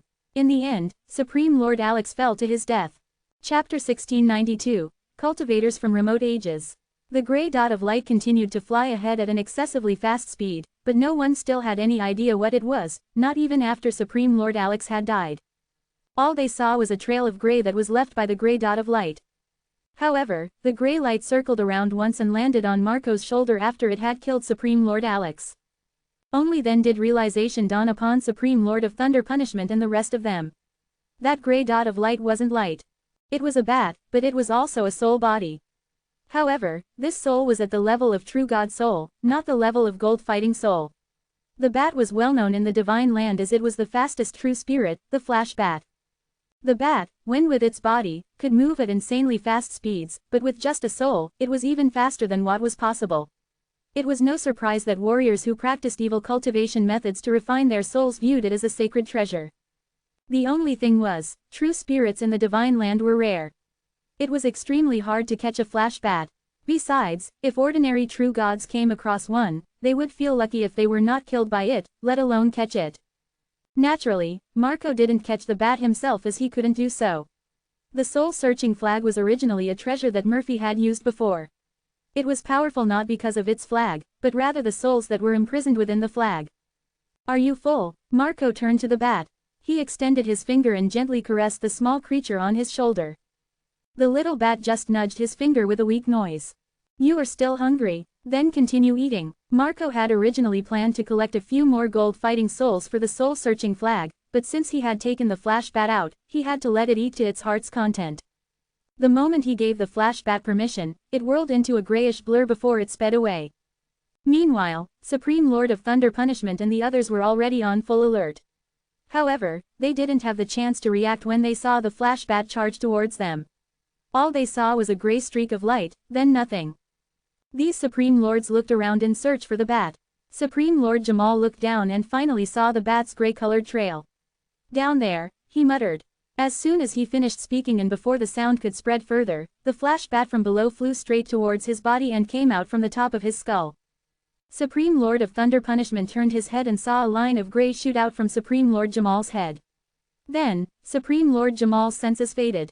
His eyes began to dim as his entire body silently plummeted downwards. While Supreme Lord Jamal's body wasn't damaged, the flash bat had devoured his soul. "Get close to me," Supreme Lord of Thunder Punishment shouted. He promptly ordered Shay and Jace to gather around him. As the three Supreme Lords gathered together, red light flashed from the spot between Supreme Lord of Thunder Punishment's eyebrows. The Blood Refinement True Thunder shot out. The Blood Refinement True Thunder turned into a lightning cover which spread out. Countless bolts of blood red lightning formed a web and protected the three Supreme Lords inside it. The small bat was only the size of a palm. Generally speaking, creatures that relied on their speed to win were considered quite weak. Thus, Supreme Lord of Thunder Punishment assumed that the flash bat wouldn't be able to penetrate the lightning cover formed by the Blood Refinement True Thunder. And just like what Supreme Lord of Thunder Punishment had predicted, the flash bat soared into the sky. It had reached the peak of the evolutionary universe in just a few seconds, then it went back and swooped down towards Supreme Lord of Thunder Punishment and the others. The tiny flash bat charged towards Supreme Lord of Thunder Punishment's head, but it suddenly flew in another direction. It was indeed wary of the Blood Refinement True Thunder. The gray creature continued to circle around the blood-red ball of lightning. It went extremely close to the lightning cover several times and even attracted a few bolts of Blood Refinement True Thunder, but it quickly broke free with its fast speed. On the other hand, Supreme Lord Shay and Supreme Lord Jace chattered away as they stared at the spiraling gray trail. That thing didn't dare come in. A single Blood Refinement True Thunder can wipe it out. Supreme Lord of Thunder Punishment remained silent. The Blood Refinement True Thunder was the heavenly destiny that was activated by burning one's blood essence. Although he was a Supreme Lord and had a rich amount of blood energy in his body that was far more than that of an ordinary warrior, his blood essence was not infinite. The Blood Refinement True Thunder required copious amounts of blood essence. In just half a minute, it had already consumed more than half of his blood essence. As for Marco, he held the soul-searching flag in his hand and calmly stared at the three Supreme Lords who hid behind the lighting cover. He looked indifferent, bored even. He knew that their struggle was meaningless. The little bat could only rely on its fast speed and just a single Blood Refinement True Thunder was enough to kill it. The problem was, no one in the universe could ever catch it. Furthermore, the flash bat could use the Soul Realm refraction technique. The protective refracted light could enable the bat to break through the lightning cover by force. Marco's flash bat liked to devour the souls that struggled in pain. Once it had tormented its prey long enough, then that was when it would take action. After a while, all of Supreme Lord of Thunder Punishment's blood essence had been completely exhausted. Just then, a slight sizzling noise was heard. It was a sign that the blood refinement True Thunder began to wear off as well. However, Supreme Lord of Thunder Punishment had to maintain the blood refinement True Thunder, and to do so, he began to burn ordinary blood. It was extremely fatal if a mortal lost a third of their blood. For a Supreme Lord, they could replenish their blood in a short amount of time if they burned all of it. As long as they could replace it in time, there wouldn't be much of a problem. The blood of Supreme Lords was extremely condensed and refined, but it burned faster than blood essence when used to maintain the blood refinement True Thunder. In this case, it would be inevitable for Supreme Lord of Thunder Punishment to drain his body of blood to the last drop if he continued. "I'll go all out," yet, he was no longer confident as he said his words. He had been completely drained of his blood essence, and he knew that he no longer had anything to rely on for him to go all out. As the lightning cover slowly dissipated, Marco gently waved his hand. A gray arc shot out from it and pierced through the heads of Supreme Lord of Thunder Punishment and Supreme Lord Jace. Naturally, the two of them had died. It was worth noting that Supreme Lord of Thunder Punishment was the first top-ranked Supreme Lord that had ever died. Supreme Lord Shay, on the other hand, had used the grand teleportation technique at the very last moment to escape. Unfortunately, he was only able to travel across a single Supreme World, and just as he was about to execute the grand teleportation technique to flee further, the flash bat had already caught up to him and pierced through his head as well. Phew! After a few seconds, the flash bat returned and landed on Marco's shoulder. "Alright, there are still many gold fighting souls in this evolutionary universe. They are all your food," Marco said as he held the soul-searching flag. Then, he looked towards the other Supreme Lords. The flash bat flipped its wings in excitement. It made a shrill, loud noise on Marco's shoulder. The worst was yet to come. As the two true gods joined the battle of the Supreme Lords, the tables had been turned. The Supreme Lords from the evolutionary universe previously had the upper hand, but now they began to lose their ground. More and more of their Supreme Lords continued to die. With Marco's and Pranav's help, they were able to turn the war to the sacred race's favor. Now, the evolutionary universe was the one in imminent danger. The situation on the true path was a little different. Dark and light energies constantly condensed into sacred martial artists. The martial artists on the true path were very similar in appearance to the sacred martial artists of the Murphy universe, so much that there was hardly any difference between the two. However, Zen knew the fundamental difference between the two. If the sacred martial artists in the Murphy universe were formed from Murphy's life vitality, the real sacred martial artists seemed to be formed from dark and light energies. Dark and light energies were formed from the chaotic energy. In that case, who had turned the chaotic energy into dark and light energies? The creatures in Zen's inner world had been directly formed from the chaotic energy and didn't undergo the process of dark and light energies. As of the moment, almost all of the sacred martial artists that Zen had fought were at the cultivation level of a world lord. Zen faced the continuous onslaught of the sacred warriors head-on and did not hold back in the slightest. Kill, puff puff puff. A huge chunk of the sacred world lords were torn apart and killed. Their bodies dissolved into dark and light energies that disappeared on the true path. Although Zen had consumed more than 90% of the 9 stars strength source, he had relied on the chaotic energy ever since he had entered the fairy palace. He had continuously transformed it into his strength to increase his power. Only 10% of his power was more than enough to kill the sacred world lords. After an hour of slaughter, Zen had finally killed all of the sacred race's world lords. He looked at the mountains of bodies around him and sighed. "Have I passed?" he whispered. He currently wasn't in the mood to hone his skills on the true path. He simply wanted to pass through it and obtain the heaven token as quickly as possible. As the sacred world lords disappeared, the dark and light energies swirled again and formed 2 huge black and white vortexes on both sides of the road. The vortexes repeatedly gathered dark and light energies and turned into 2 ragged sacred world lords. "The final challenge will still be fighting 2 sacred world lords," Zen muttered. He was slightly baffled, but he thought it was a good thing. At that moment, Saul's voice rang in his ears once more and said, "Zen, you must be careful. They are cultivators from remote ages." Chapter 1693, Time. The 2 sacred world lords emitted really strange auras. Their bodies looked old and withered, but they were brimming with life. Cultivators from remote ages. Although Zen was in a hurry to pass through the true path, he knew rushing would only screw things up. "They were the first ones to understand the godly way," said Saul. In the early days of the Divine Land, a number of low-rank races existed alongside the famous holy beings from ancient times. One of them was the sacred race. Back then, they were far stronger than the other races. They were the ones who established the 3,000 godly ways in the divine land. When the creating axe created the divine land, it created the 3,000 godly ways, which were formed in tablets and scattered throughout the divine land. Aside from a very small number of godly ways that were passed down by holy beings from ancient times, most of the 3,000 were comprehended by the sacred race, and were only spread through the divine land after. Some of these were the 5 elements godly way, truth godly way, and star godly way. Gaining insights was easier for the later generations, but it had cost the forerunners an extreme amount of effort. The tablets in the divine land were no ordinary law tablets, as Zen had found in the Cloud Hall, the genuine dragon world, and the divine refinement forbidden land. Usually, when a warrior wished to understand a law tablet, they only needed to make sense of the law written on it to be able to control the law power that lay within. The entire process did not entail any risks. On the other hand, understanding godly way tablets required one to undergo testing. Those who dared take the test would have their bodies worn down, their souls destroyed, and their inner worlds in chaos.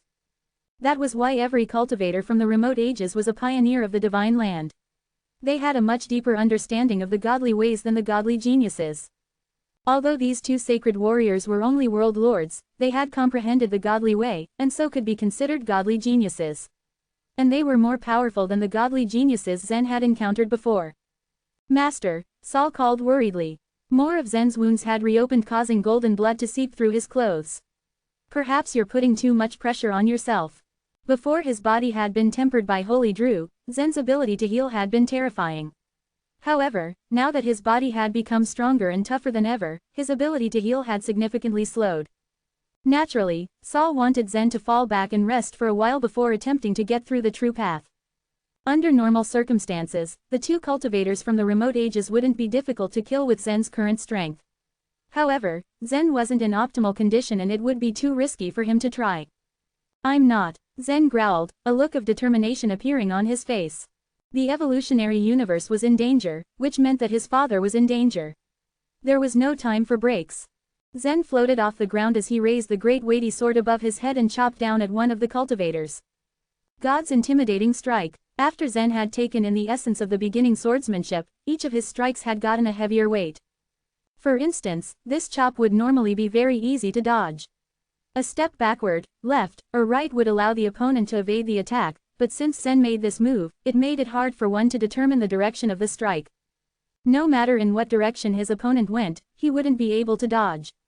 The cultivator from the remote ages realized this just in time, and so, with a relaxed smile, he extended a withered hand and pinched his thumb and middle finger to form a strange gesture. Although Zen had sensed its strangeness, he had no way of holding back his attack. Affected by the emotion closing godly way, he swung his sword without hesitation. The great weighty sword made a fan-shaped beam in the air and slashed down in a lethal strike. The beam's edge was less than an inch away from the old cultivator when the old man snapped his fingers. Zen was stunned, a strange feeling permeating through his body. Everything was retreating. The great weighty sword, his body. Even his thoughts were retreating. Phew. In the blink of an eye, Zen was back to his original spot, the great weighty sword clenched in his right hand just as he had 6 seconds ago. How? Zen couldn't wrap his head around what just happened. Although he was back in his original place, his memory of what transpired still existed. It was just that the order was a little fuzzy. He seemed to have gone back in time. This person comprehended the timing godly way. "He's the most troublesome fellow," Saul sighed sadly. Bromley had already mastered the dark and light energies to the extreme, and the life forms created with those 2 energies were almost exactly the same as when they were alive. Hence, the difficulty of breaking through the true path almost made it impossible. In the universe, the space law and time law were 2 heaven-defying laws that could be cultivated to the 10th level. The higher the level of the space law, the further one could go by using the grand teleportation. However, the grand teleportation was one of the most important techniques for warriors, so everyone trained in it. The same went with the time law. All world lords and supreme lords trained in it, but unlike the space law, they rarely used it in ordinary matches. The reason for this was that activating the time law allowed one's opponent to activate it in the same way, and there wouldn't be much difference in the time laws between a supreme lord and a world lord. Even if one had cultivated to the top and was able to compress a portion of the time, their opponent would still be able to find a way out of it. This was because holy beings had strict control over time and space. Almost no holy being would pass down the best understanding of these two laws as heavenly destiny. Mike was no exception. These two laws were just too powerful. But in the divine land, there were no restrictions to the time law. The cultivator from the remote ages grinned at the sight of Zen, who was dumbfounded. Perhaps it was because the evolutionary universe had been invaded by these pseudo-sacred warriors that Zen felt the urge to annihilate sacred warriors whenever he saw them. Phew! As his body shot forward, a sharp gust of wind blew. His sword moved fluidly, and Zen used his momentum to hack at the old cultivator. God's intimidating strike. This time, Zen released the sword light ahead of time. As the fan-shaped energy spread out, it formed a crescent moon about 1,000 feet long, which rapidly swept across the area. This guy could force Zen back into the past. Could it be that he could also force his strike back into the past? If that was the case, then there was no need to get through the true path. Zen could just go home. As expected, the cultivator did not use the timing godly way again. Instead, he leapt up and dodged Zen's attack. While airborne, he lightly tapped on air and pounced on Zen. Want to fight face to face? Zen's face almost broke into a smile, but just as he was about to accept the invitation, the cultivator dove below Zen, intentionally missing him. At the same time, a crisp sound was heard. Zen, for the second time, returned to the past and went to where he was 6 seconds ago. The cultivator from the remote ages had already anticipated where Zen would be, and his fists landed on Zen's face before Zen had realized it. Thanks to the two massive forces, Zen was instantly sent flying dozens of feet away. Fortunately, his physical body was not what it used to be. Because of the redemption armor he wore, even a Supreme Lord would find it difficult to harm him. Zen rolled off the ground and brushed off the dirt on his clothes. He was unharmed, but he was getting frustrated by the minute. He needed to find a way around this fellow's troublesome ability. Chapter 1694. The Valley Token. These sacred warriors looked no different from real people. The only difference was that they were all created by Bromley using the dark and light energies. In short, they were nothing but mere puppets. Zen, who had already explored the true path a couple of times, had already figured out how these warriors moved. The only person on the true path with his own consciousness was Gus. Some of the warriors would take the initiative to attack, but most of them only reacted when Zen made the first move. This was exactly how the two ancient cultivators in front of him acted. Neither of them would make the first move unless prompted by an attack by their opponent. Whenever Zen challenged the warrior on the right, the one on the left would simply stand in a daze and watch. Whoosh! With the whistling of the wind, the ancient cultivator charged towards Zen once again. Zen knew there was no way he could dodge, but he still tried to move to the other side, albeit with great difficulty. Crack! The warrior snapped his fingers and Zen found himself returning to the place he had been 6 seconds earlier, as per what was dictated by the time law. Bang! He didn't have any time to react as a powerful punch struck him on his abdomen. An ordinary world lord would find it hard to fight against this ancient opponent, however, Zen was no ordinary world lord. Others might survive these punches, but it might cost them half their lives. But for Zen, this ancient cultivator couldn't cause any harm to him, and he still had the luxury of making a few mistakes here and there. I was right, he can only reverse time to exactly 6 seconds earlier, he muttered to himself. Though winded, Zen managed to stand up and feel a bit more confident in this fight. The true path was difficult, but there was surely a way to pass it. As Zen continued to challenge the ancient cultivator, his opponent simply repeated his trick of turning back time to 6 seconds earlier. The technique was incredibly precise, not a half second too much or too little. It was after receiving a dozen punches in a row that Zen finally got the confidence to defeat this warrior. "Master, are you all right?" Saul asked, the worry evident in his voice. "I'm fine," Zen roared back with full energy.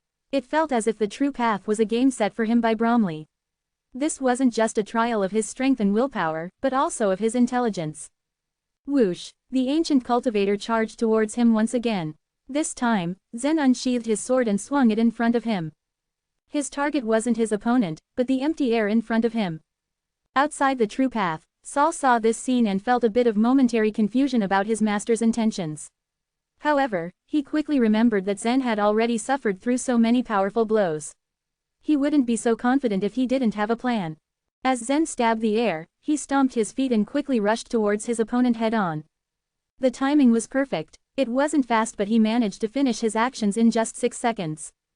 Crack! Just as he had anticipated, the ancient cultivator snapped his finger and applied the time law on Zen's body. As Zen was returned to 6 seconds earlier, the ancient cultivator changed his direction and charged towards the other side, back to where Zen had been. However, just 6 seconds earlier, Zen had thrust his sword forward. As Zen was returned to his place, his sword charged towards his opponent and penetrated his body. Puff! The great weighty sword wasn't sharp, but it was very powerful due to its weight. The blade easily pierced through the ancient cultivator's body and killed him. Hiss! Impaled by Zen's sword, the ancient cultivator's body began to disintegrate into the dark and light energies that had once created him. The energies fused into the two sides of the true path. Great! That's impressive, Saul praised, clapping his hands. He finally understood the intention behind Zen's earlier attack. If used properly, time law would have been extremely difficult to deal with. Warriors who could compress time were not rare in the divine land, but only few had the ability to reverse it. Even some of the powerful true gods could only reverse time by a short while. If his opponent was no mere puppet created by Bromley and was instead a true, living world lord of the sacred race, then the fight would have been much more difficult for Zen. With one of his opponents dealt with, Zen turned his gaze upon the other ancient cultivator. If the first one used the time in godly way, then what about the other one? With constant vigilance, Zen slowly made his way towards the second ancient cultivator. His opponent showed no intention of attacking him when he was far away, but the ancient cultivator's posture visibly changed as Zen got closer. In order to pass the true path more quickly, Zen had to pay extremely close attention to his opponent's movements. Noticing the slight change in the ancient cultivator's demeanor, Zen halted his approach and even took a step back. His retreat had the ancient cultivator straighten up and return to his original standing posture, only staring at Zen coldly. Zen took a step forward and the ancient cultivator once again bent his body in a stance, ready to unleash an attack at any time. Seeing this, Zen couldn't help but smile. He repeatedly took a step forward and then back. It was a bit amusing to see his opponent change his stance every time Zen moved. The only thing that didn't change was the ancient cultivator's poker face. What is Master doing now? Saul muttered in confusion. Earlier, Zen insisted that he should pass through the true path as soon as possible. He didn't seem to be in any hurry now. On the contrary, he seemed to be playing a strange game with the ancient cultivator. 120 feet, Zen muttered to himself, estimating the distance between him and his opponent. Keeping this distance would keep his opponent at rest, but just one step closer would make the ancient cultivator launch a counterattack. A normal battle usually entailed alertness from both parties, whether the distance between them be 2 or 10,000 feet. There was always too much uncertainty on who would choose to attack after all. However, his opponent right now was a puppet who did not have his own consciousness. Zen was definitely going to take advantage of this loophole. Taking a deep breath, Zen retreated a certain distance before launching himself onto a full-on sprint. On his hand was the great weighty sword that he spun like a windmill. More than 20% of his 9 divine stars had been restored and Zen's sword was now full of power. Whoosh, whoosh, whoosh. His speed was extremely fast as he dashed forward towards his opponent. When he was about to reach his opponent, Zen quickly leapt to the sky, which also added to his momentum. He did not care what kind of godly way this ancient cultivator used. All he needed to do was to kill him before he had any chance to react. Just as Zen had predicted, the ancient cultivator would only be on guard at a distance of 120 feet. The reaction, however, required a bit of time before he launched a counterattack. Giving his opponent no chance to react, Zen's great weighty sword was already crashing down. Boom! The explosion was massive as Zen's heavy sword slashed down with tremendous power. Although the ancient cultivator was just about to parry Zen's attack, it was already too late. A beam of sword light cleaved through the ancient cultivator's body and even left behind a long crack that extended into the depths of the true path. Master, Saul murmured. He was currently rendered speechless by what he had just witnessed. He couldn't help but wonder what Bromley would say once he found out how Zen took advantage of the loophole and somewhat cheated his way into winning.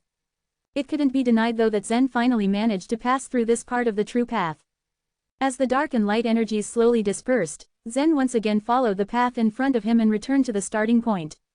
The moment he landed on the shore, the sky started to flicker. A speck of light slowly floated in the air and fell towards Zen's hand. As the light reached him, Zen suddenly felt his pulse throb in his throat. What he wanted the most was the heaven token which would allow him to save the evolutionary universe. He was extremely nervous at that moment. When the spot of light finally landed on his hand, he quickly turned over his palm to take a look. Disappointment filled his belly as he realized what was bestowed upon him, a valley token which was used to open the pill refining workshop. Chapter 1695. The Pill Refining Room. The tokens on the true path were all given to Zen at random. Unfortunately, he still hadn't received the token he wanted.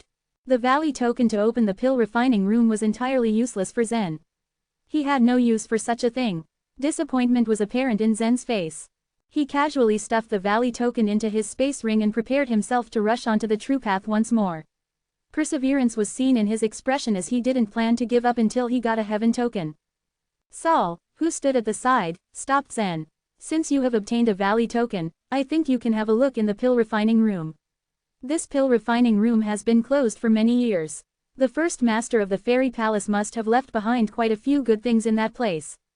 The challenge on the true path would grow even more difficult with every step. Saul was worried about Zen's condition. After he heard Saul's advice, Zen pondered for a moment. Ultimately, he took Saul's suggestion to enter the pill refining room. Previously, when he opened the library or the weapon refining workshop, Zen had obtained a lot of treasures. The rare cultivation methods in the library and the unique materials in the weapon refining workshop of the fairy palace were the best among the various universes. Some of those rare treasures couldn't even be found in other universes. However, it was a pity that Zen could not make full use of them. If he could find some top-quality pills in the pill refining room, it might bring him quite a bit of benefit. Such a discovery would definitely be advantageous for him. Thus, Zen headed straight to the fairy palace's middle courtyard with the Valley token in his hand. Soon, he stepped into the pavilion. His eyes were filled with expectations. The enormous pavilion had a total of 6 paths that headed towards different directions. The first path was the one where Zen entered the fairy palace through the front courtyard. The other 5 pathways led respectively to the library, weapon refining workshop, pill refining room, dungeon, and the training tower. The pavements towards each building were decorated with majestic flowers. After he passed through the pavilion, Zen arrived in front of the pill refining room. Compared to the other buildings in the fairy palace, the pill refining room was the smallest. It was a very regular structure, even similar to a shed. Nothing special could be seen in its outside appearance. For the pill refining rooms of many sects, people could smell the faint fragrance of medicine from far away. The aroma would fill the noses of any visitors, even as they approached the building. However, Zen was already at the door of the pill refining room in the fairy palace, yet he didn't smell anything. As he noticed the absence of smell, Zen did not hold much hope in the place. Perhaps the pill refining room only had some tools for refining pills. There were restrictions everywhere within the fairy palace. Holy Bromley had set up those robust restrictions. With formidable seals, the restrictions were made to be almost impenetrable. Even true gods would find it hard to break them. After Zen took out the Valley token, he poured a stream of chaotic energy into it. Immediately, a layer of faint luster appeared on the surface of the pill refining room. The luster gathered at the door and fluctuated before a sharp sound was heard. Suddenly, a small breeze of energy was felt. The restriction exerted at the entrance of the pill refining room was automatically removed. Creak! The door of the pill refining room, which had been sealed for countless years, opened from the middle. The hinges in the door screeched as the entrance widened. Immediately after the pill refining room was opened, a vibrant medicinal fragrance wafted out from within. The therapeutic aroma rushed straight into Zen's nose. The moment he smelled it, he felt his entire body's blood energy surge and his body involuntarily tremble slightly. What smell is this? As he suddenly stood still, Zen lost the sensation and control over his legs. He thought there was poison in the medicinal fragrance and wanted to escape, but his own body refused to budge. There was a strong instinct within his body that caused him to inhale the medicinal scent involuntarily. The events were absolutely unbelievable. Zen's physical body actually went against the will of his soul. It was as if he was hypnotized. Zen continued to breathe in the medicinal fragrance in massive quantities. As he continued to inhale the medicinal scent, the blood energy within his body began to churn even more violently. Pop, pop, pop. At the same time, the wounds on his body tore open one after another. Even the wounds inside his body began to open up. Horrible pain flowed to Zen's extremities. Golden blood had started to bleed out from Zen's wounds. After Zen's fleshly body had been strengthened, his body had already become extremely tough. But the blood energy in his body was unable to keep up with the development of his body. Although there was help from the warm currents, his rejuvenation was not as fast as before. Something must have affected his regeneration. The dark golden blood was the blood clots that lingered in Zen's body. Even if warm currents were to clear the blood clots, it would still take a considerably long time. The coagulation of the dark golden blood was the reason Zen was unable to recover completely. After the dark golden blood completely flowed out, Zen could feel a comfortable sensation throughout his body.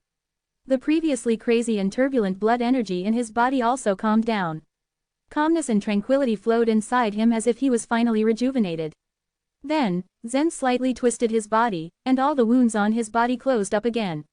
His regeneration had gotten faster at that time. This is the fragrance of the divine blood pill. The fragrance is very potent. Saul appeared behind Zen. He was only a puppet, so he naturally wouldn't be affected by the fragrance. Divine blood pill. I see. Zen looked at the front door of the pill refining room. A faint brown color continuously lingered around the room. The previous aroma made Zen wonder how strong the medicinal fragrance in the room would be. Why not just go inside? Saul said with a smile and a gentle expression. This is what your master has left for you. Bromley had made some arrangements before he left the fairy palace. After he considered Zen's talents, Bromley expected Zen to be able to make it through the true path and open the different places of the fairy palace. Zen nodded his head as he decided to follow Saul's suggestion. The main door of the pill refining room was already open, so Zen walked through it with hopeful eyes. The moment he stepped into the pill refining room, he instantly felt as if the brown fog around him was a real substance. The fog was so condensed and heavy that Zen felt like he was surrounded by water as he walked. There was even a slight resistance force in this fog that tried to push him out. Additionally, the medical fragrance he inhaled tasted bitter. Zen felt that his nostrils were filled with rich bitterness. What's this fog? I can't see anything. Due to the obstruction of the brown fog, Zen's vision was very clouded. Irritability began to invade his eyes. Soon, it began to hurt even to look. Pain enveloped his pupils and eyelids. He could only close his eyes and release his soul force to sense everything in the pill refining room. However, the moment Zen released his senses, he was startled. He noticed that there was a strange face in front of him. The face looked extremely ferocious. Sharp teeth and a powerful jaw armed the face. It opened its mouth and was about to bite Zen. Zen tilted to the side and dodged the bite. At the same, he tried to counterattack and threw a kick to the face. Wah! A loud scream echoed, and the face immediately disappeared into the brown fog. The human face had finally disappeared. However, more human faces with their mouths wide open came out of the brown fog from different directions. Each of the faces tried fiercely to bite Zen.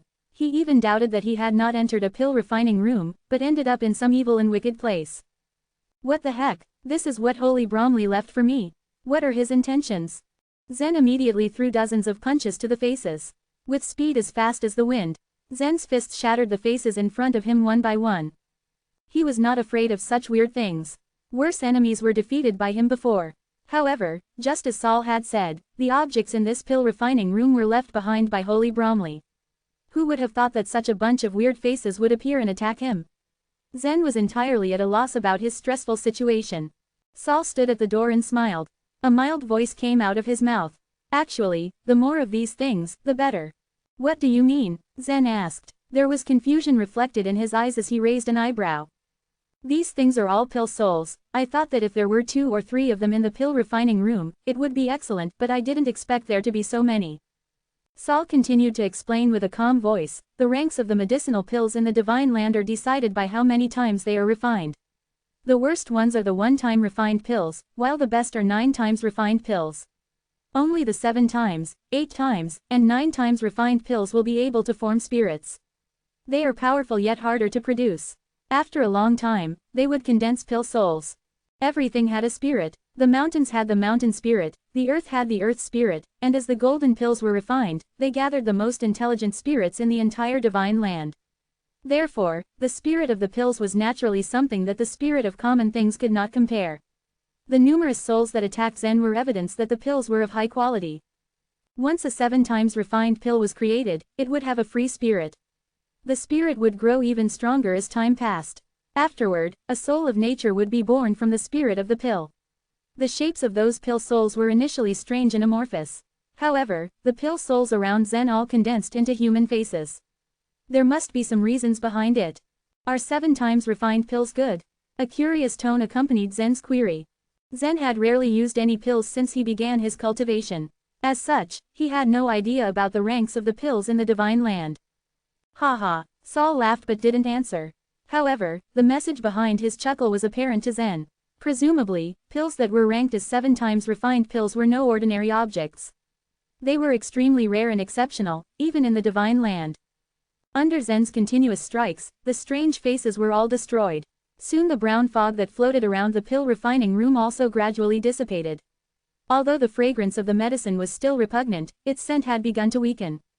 When Zen had opened his eyes again, he could finally see everything in the pill refining room clearly. Although the pill refining room was small, everything was arranged in an orderly manner. On 3 sides of the room, there were exquisite wooden cabinets. Within the shelves, there were little golden cauldrons that contained medicinal pills the size of eyeballs. The patterns on the surface of these medicinal pills were all different. Additionally, the color and smell of the pills were different too. As different kinds of fragrances gathered together, it formed the extremely strong scent that Zen had smelled before. However, the most noticeable thing in the pill refining room was the round furnace in the center. On top of the furnace, there was a purplish gold square lid. The lid constantly moved up and down as if something inside of it wanted to jump out and escape. Chapter 1696, Potent Pills. With the fire token, Zen had obtained the embryo of the great weighty sword from the weapon refining workshop before.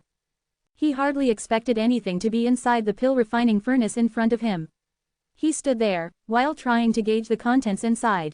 After mulling over, he walked towards the furnace, with the intention of opening it. Just as he was about to pry open the lid, Saul rushed past him and pressed the lid with his hand, facing Zen. Saul said furiously, "Don't open. Stay away from it."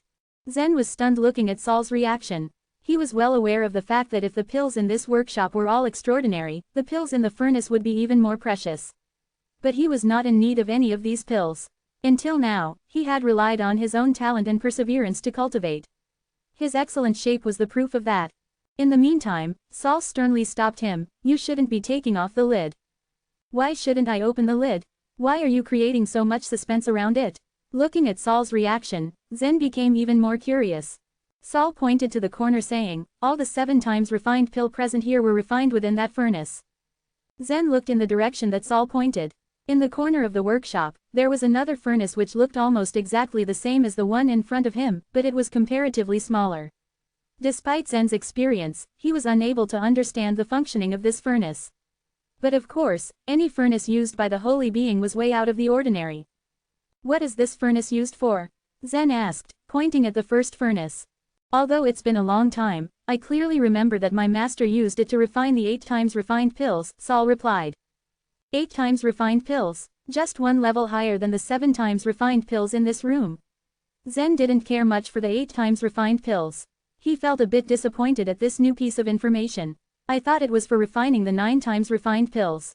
Saul laughed. 9 times refined pills? Seriously, don't even think about it. For what I know, there are only 2 9 times refined pills recorded in the history of the divine land for countless divine eras. How they were used and who took them are still mysteries even today. So theoretically speaking, the 8 times refined pills are the highest level pills within the divine land. Then why didn't you let me take off the lid? Zen persisted. The 8 times refined pill in here is not bound. Saying this, Saul pointed to the golden cauldrons which were the size of a water cup and contained the 7 times refined pills. "Look over here. These 7 times refined pills are bound by the medicinal cauldrons, so even if they have souls, it is highly impossible for them to take form. They can only release their souls to roam around the workshop. On the contrary, the furnace here does not have any binding on the 8 times refined pill, so the pill may have been transformed. If you take off the lid at will, I'm afraid it might kill you in a flash." Zen was shocked at what Saul said. "I don't believe it. How can a tiny pill be all that powerful?" Sensing that Zen still hadn't grasped the importance of the pills, Saul patiently explained, "If these 7 times refined pills were to take human form, their strength would be equivalent to that of a low-rank true god. So you can imagine the potency of this pill." Hearing this, Zen was completely overcome with shock. His gaze once again returned to the 7 times refined pills. In other words, if not for the golden medicinal cauldrons binding them, Zen would probably be facing a group of true gods in this workshop. What a predicament he would have been in. And what about the 8 times refined pill? Now Zen became curious about it and asked. "As far as I know, the 8 times refined pill in the furnace has the power of a mid-rank or maybe even a top-rank true god," Saul replied. Hearing Saul's explanation, Zen was completely convinced now. If the furnace really contained a mid-rank true god, he would definitely die if he casually took off the lid. However, there was one thing he did not understand. According to what you said, the pills are comparable to true gods. Don't tell me that they are able to condense the godly tiles. Without the godly tile, it was impossible to gather momentum and there was no inner world. This actually made no sense at all. You're right, they can definitely condense the godly tiles, and they have a natural advantage in that aspect. After taking human form, the pills will become living beings, and they can cultivate the pill godly way. In fact, all living things in the divine land have souls, and once they reach a certain point, they can transform themselves into any being they want. Many true gods in the divine land are transformed from mountains, stones, and even broken swords, Saul explained. Upon hearing these words, Zen recalled the broken sword in Lone's hand. As he thought about many true gods that were transformed from stones and mountains, he had a strange feeling in his heart. If he had the chance to go to the divine land, then he would have a good look around. There were many questions which could be answered only at the divine land. Now that he stepped into the pill refining room, there was no way he would return empty-handed. He couldn't touch the 8 times refined pill in the furnace, but he could at least use some of the 7 times refined pills that were easily available. Normally, Zen didn't prefer pills because they were filled with impurities. Even in the upper world, if he used any of the pills to benefit himself, there would be several repercussions on his foundation. But the pills his master refined were different. They would not create any side effects. Moreover, right now was the time for him to increase his strength. There should be some pills around that could be useful. Zen walked along the cabinets. Saul realized that Zen was choosing pills for himself, so he followed him. He was ready to answer if Zen had any queries. What is this frigid jade illusion pill? It is used to cultivate the snow godly way. It can greatly nourish the mysterious ice godly tile. Mystery life pill, excellent to remove doubts. Purple heart barrier breaking pill.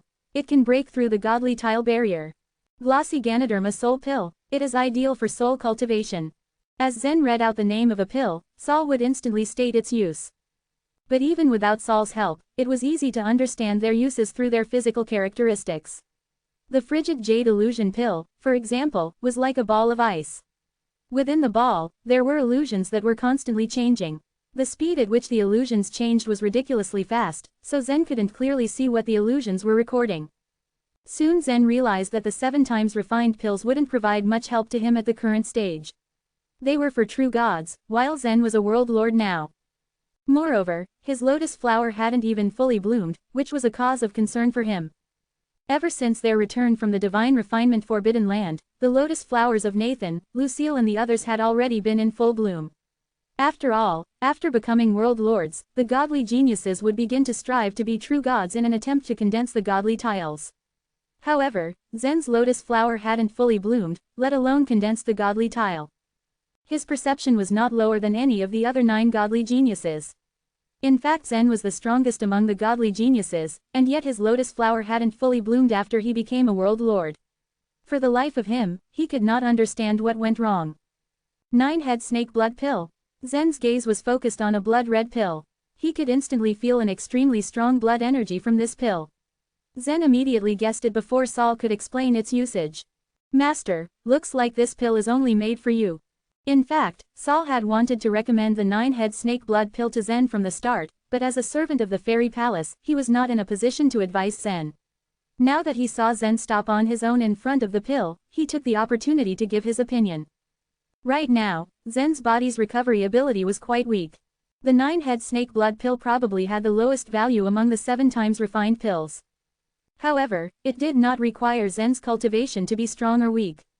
Just by merely swallowing it, he would greatly enhance his recovery ability. Good. Even if Saul didn't give his opinion, Zen would have still chosen this pill. Then he reached out and took the 9-head snake blood pill. However, just as he took away the pill, his gaze shifted to the other side where there was another 7 times refined pill, the emotion closing pill. Master, since you cultivate the emotion closing godly way, this pill is also ideal for you. But your level of cultivation is too low, so you can swallow the 9-head snake blood pill. However, the emotion closing pill is for a true god who cultivates the emotion closing godly way. You may not be able to withstand it, if you take it without careful consideration, Saul patiently explained. Zen smiled slightly and reached out his hand to take the emotion closing pill. Since the emotion closing godly way is considered a forbidden godly way within the divine land, then this pill is considered a forbidden pill, isn't it? Yes, you're right, Saul agreed. Ever since he cultivated the emotion-closing godly way, Zen had always relied on malicious aura to suppress his emotions. However, this was only a helpless compromise. If he advanced to a higher level in the emotion-closing godly way, he would definitely be able to fight against the true gods from the sacred race. With this thought, he reached out his hand and took the emotion-closing pill, despite Saul refraining him from doing so. Chapter 1697, Thick Blood. At the same time, what was happening in the evolutionary universe was not to be ignored. The battle there was getting more and more intense. Give up. You know as well as I do that there's no point in struggling. Mateo howled coldly. Right then, Mateo discreetly activated some sort of secret technique. Black blood continued flowing out like streams from his eyes. And as the blood gushed, as dark as a starless midnight sky, it rapidly turned into a black, bloody mist before wrapping him up tightly. Surges of starlight were repeatedly released from Wyn's open hand. The starlight shot out in two opposing directions, turning into a slender starlight ray and shooting toward Mateo. The starlight was extremely sharp, like the fiercest blade. So much so that previously, when he was fighting with Pranav had actually feared it and done his best to stay as far away from it as possible. Mateo, on the other hand, demonstrated a fearless aura. He stood confidently. As the starlight pierced through the black mist surrounding him, it was instantly swallowed whole. Humph, Mateo grunted, as he repelled Wyn's powerful attack, pointing forcefully at him. Swish, swish, swish, a mass of black mist immediately appeared by Wyn's side. When the black mist came into contact with his body, his expression drastically changed. With a quick twist of his torso, he managed to save the vital parts of his body.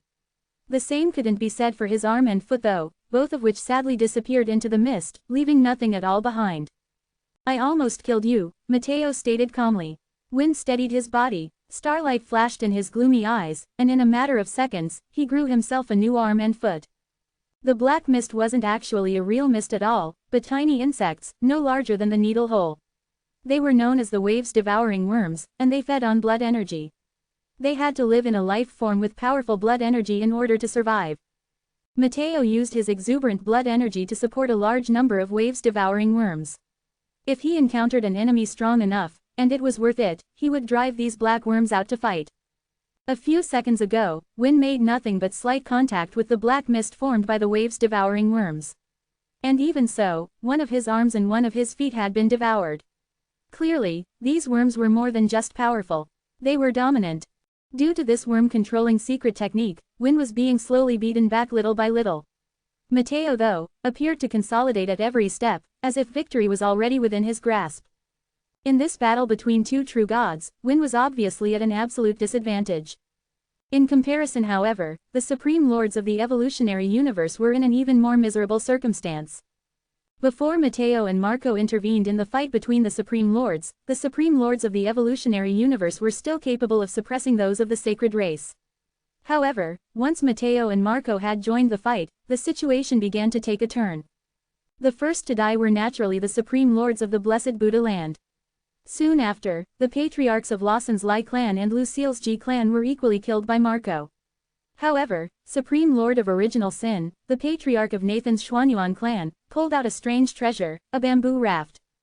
This said bamboo raft was a treasure passed down for generations since the ancient times by the Xuanyuan clan, and was given to them by Mike's disciples. The moment the bamboo raft was released, it split into thousands of bamboo forests and trapped Pranav within them. For a long while, Pranav couldn't break through the confusing maze array of bamboo forests. Although Pranav was temporarily trapped, Supreme Lord of Original Sin's heart was still heavy. Even if he was using his full strength, he was still unable to kill Pranav. Moreover, the heavens was filled with intense tremors. What should we do? The patriarch of Janet's Ji clan questioned. Supreme Lord of Original Sin was one of the core members of the four great clans that formed the Thoughtless Minds together. If they encountered any unsolvable difficulty, they would request advice from and listen to Supreme Lord of Original Sin. Now that the patriarchs of two clans had died, the Ji clan's patriarch was really starting to feel flustered. His only choice now was to turn to Supreme Lord of Original Sin. The first thing he noticed was that Supreme Lord of Original Sin looked pale, almost as if he were ill. This was because as the leader of the four great clans, he had never suffered such a defeat before. A feeling of powerlessness assaulted him, and the clan's teachings appeared in his mind. Each of the four great clans had mysterious teachings that were passed down from their ancestors. They were the messages that the disciples of the Holy Being had shared with their descendants. As part of the universe, you must make a difference. However, the more powerful you are, the heavier your responsibility. If there comes a day when you come across a calamity, you're obliged to do all you can to fight. The teachings of the four great clans were all different, but the contents were roughly the same. These four great clans lived in the universe and became the most powerful forces there. They relied on the inheritances of the Holy Being's disciples, and they had all the resources they could ever need or imagine directly at their command.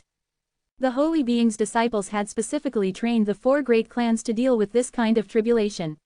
Supreme Lord of Original Sin had long known the secret behind this, and he already had the will to sacrifice himself. These people are so powerful that even if I were to sacrifice myself, I still wouldn't be a match for them, Supreme Lord of Original Sin smiled bitterly. Before, Mike's disciples had calculated the strength of the Murphy Universe's Supreme Lords. However, they hadn't been able to predict the decision of the Hall of Holy Beings. Of course, they never expected that Murphy would actually send three true gods to the evolutionary universe. Supreme Lord of Original Sin turned his face away and noticed that the two ogre Supreme Lords were being chased down by the Supreme Lords of the sacred race tens of millions of miles away. He might not be a match for a true god, but ordinary Supreme Lords were far inferior to him. Crackle. As the space law exploded beneath his feet, he activated the grand teleportation technique and rushed toward the Supreme Lords of the sacred race. Meanwhile, Pranav was trying hard to break through the bamboo forests. Although the maze array was powerful, it still wasn't strong enough to trap Pranav for long. Supreme Lord of Original Sin knew very well that it wouldn't be long before Pranav managed to break through the array. Before that happened though, he planned to kill as many Supreme Lords of the sacred race as possible. In the starry sky of the upper world, streams of light flew in all directions. Occasionally, stars would fall from the sky, and sometimes, huge balls of flames would explode. The flames were of different colors: yellow, white, and purple. They were gorgeously bright, blinding even, and their light could easily outshine the sun. All the mortals were kneeling now, praying. Not only humans, in fact, all sentient beings throughout the universe were doing the same. Even those who weren't sentient but had souls were down on their knees. They were praying because their entire universe was filled with a sense of utter and absolute crisis. This intangible sense of crisis could, and would, affect anything in the evolutionary universe. From the grass, to the mountains, rocks, deserts and stars, everything had a strong desire to survive. Furthermore, the momentum within the evolutionary universe had equally soared under such circumstances. Go to perdition. Bang! Master Feng raised his hand and slapped the sacred race's Grand Supreme Lord so hard that it sent him flying straight into the air. A terrifying energy immediately pressed down on his body. The energy contained the evolutionary universe's momentum, which contributed to its incomparable power. If it weren't for the protection of the Spinulose wood fern, that strike would have easily shattered him to thousands of pieces. The two Supreme Lords that controlled the heavens suppressing objects had been fighting with each other from the very beginning. It was difficult to determine who was stronger, but as the momentum in the evolutionary universe increased, Master Feng appeared to hold the upper hand. Because of Master Feng's slap, a tiny crack could be seen slithering along the center of the Spinulose wood fern.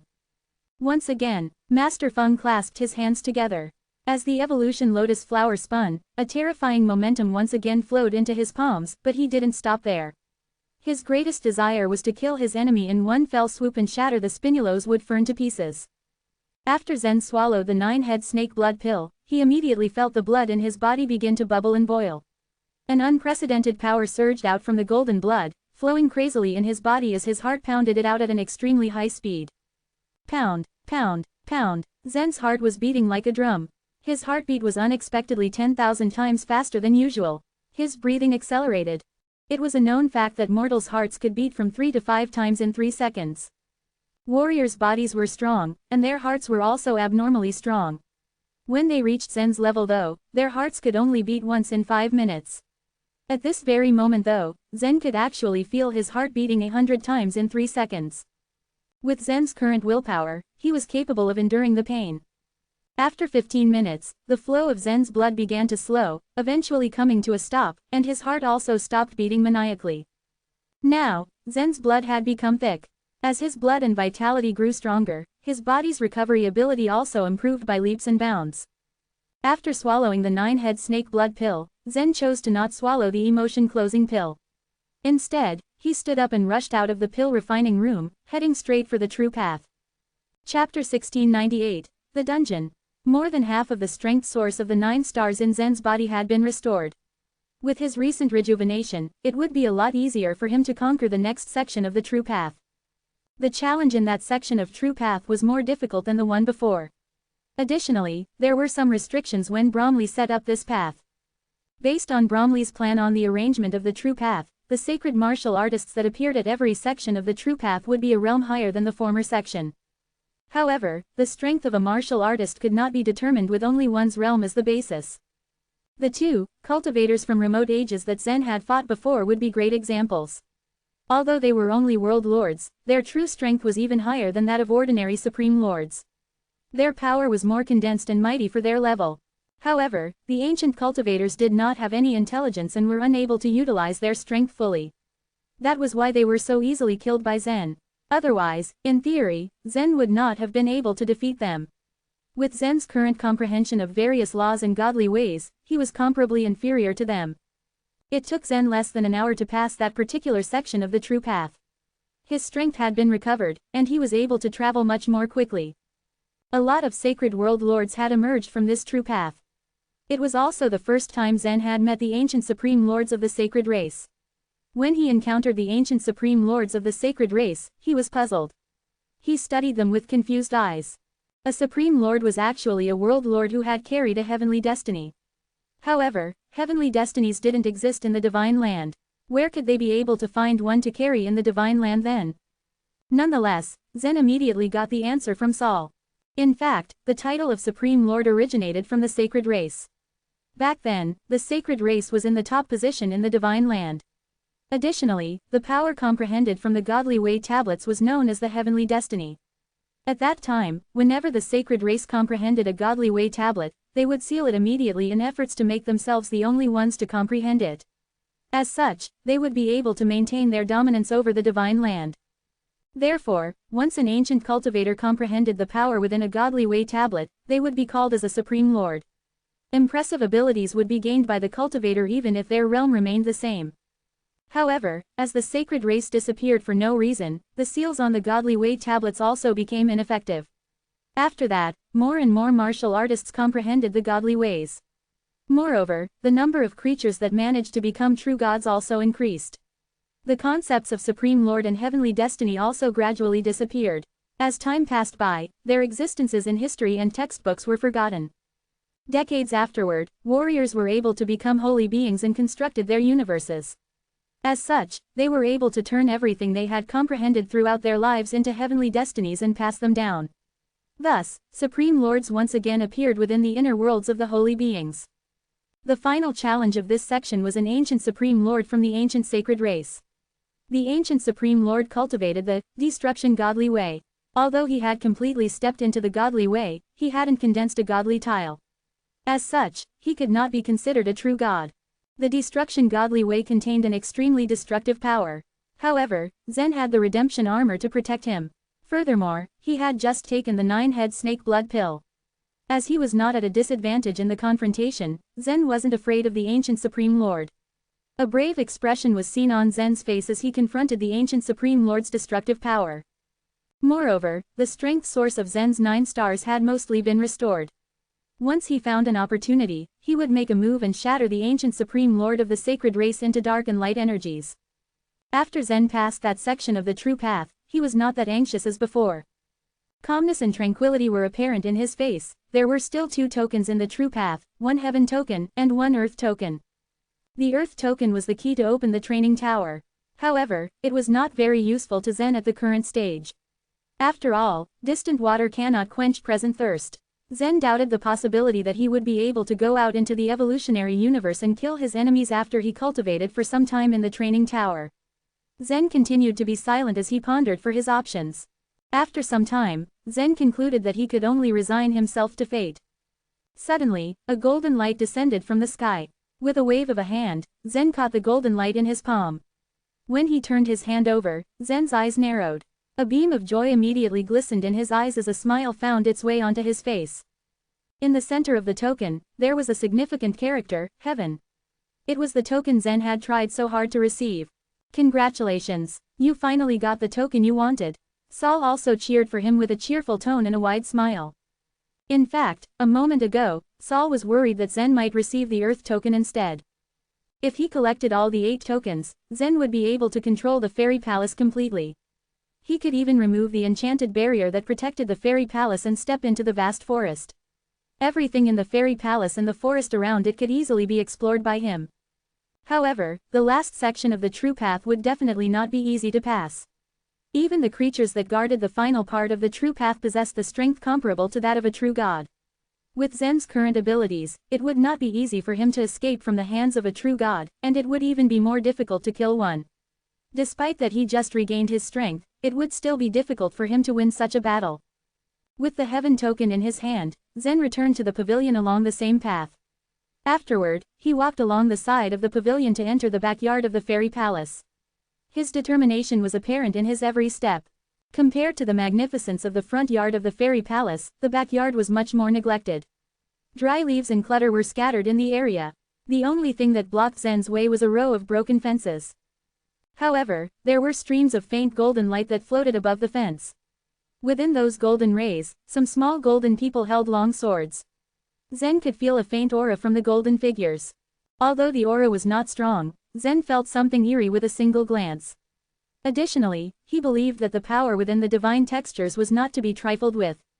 If he were to trigger the divine textures, he would instantly be killed. Cold sweat trickled down his spine as he continued to stare at the figures. However, the restrictive divine textures weren't aimed at Zen. All of the tiny golden figures were faced towards the backyard. It was apparent that they were meant to guard against something from the backyard. After he thought of what his father had told him, Zen felt a chill down his spine. His face grew even more serious as he strengthened his guard.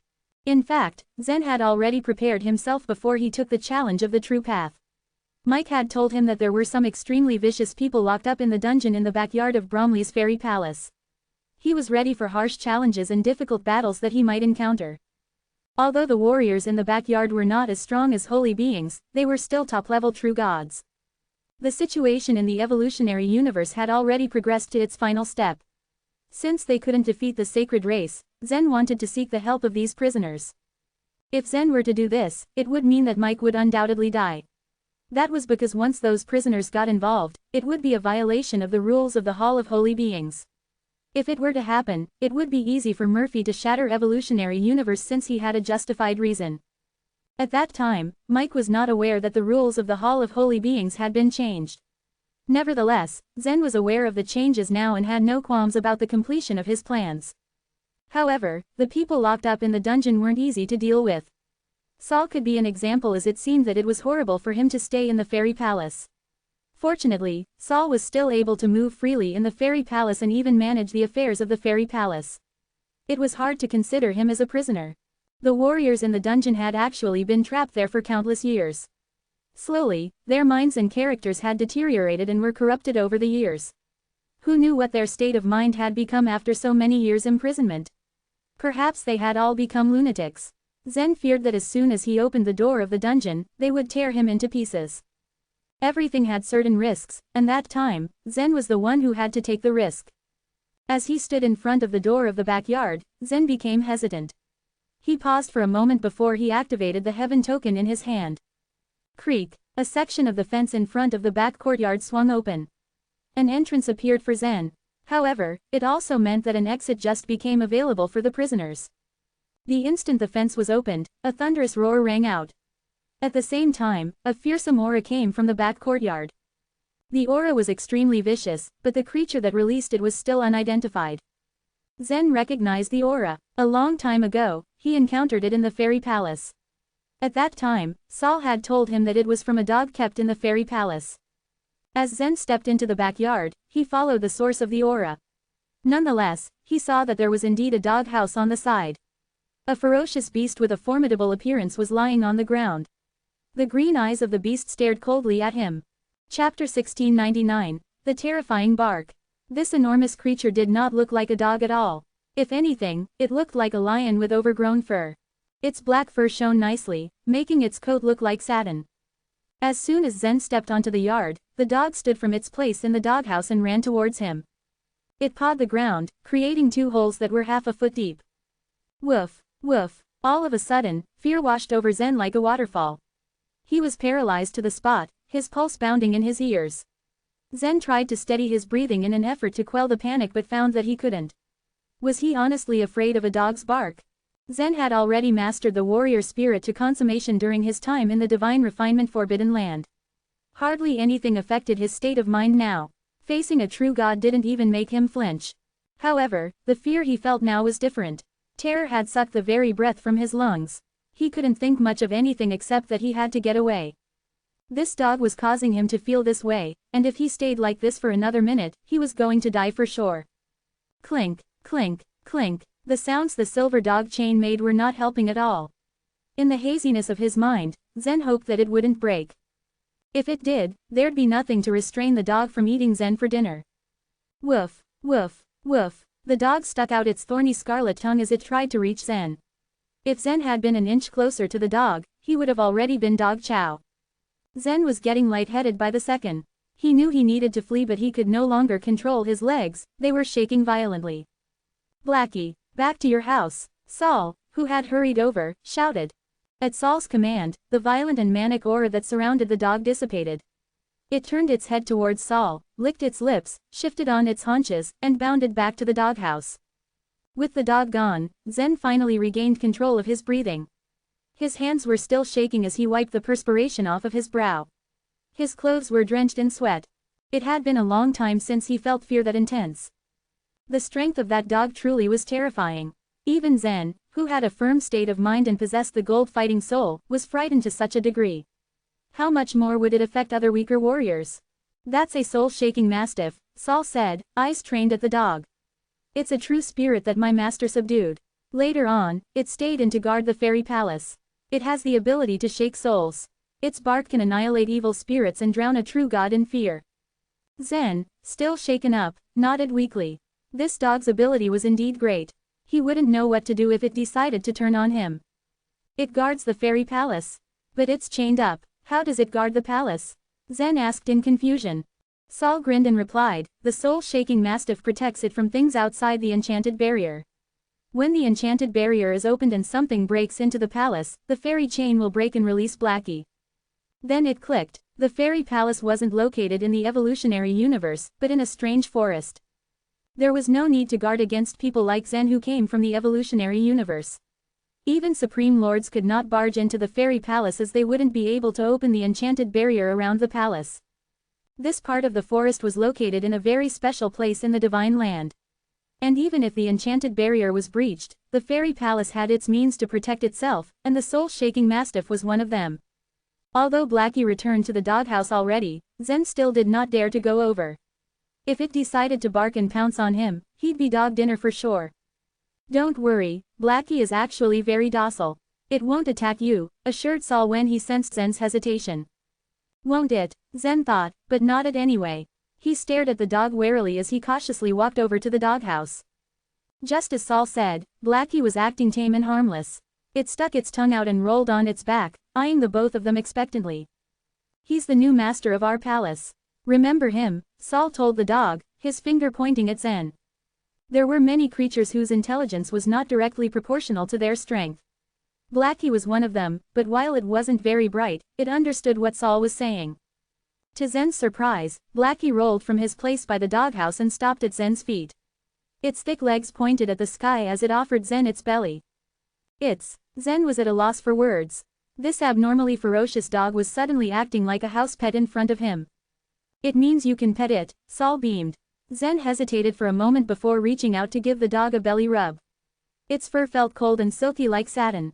Awoo, Blackie pressed its head against the ground and let out an appreciative sound. Oh, you're finally here, a voice coming from the depths of the yard suddenly said.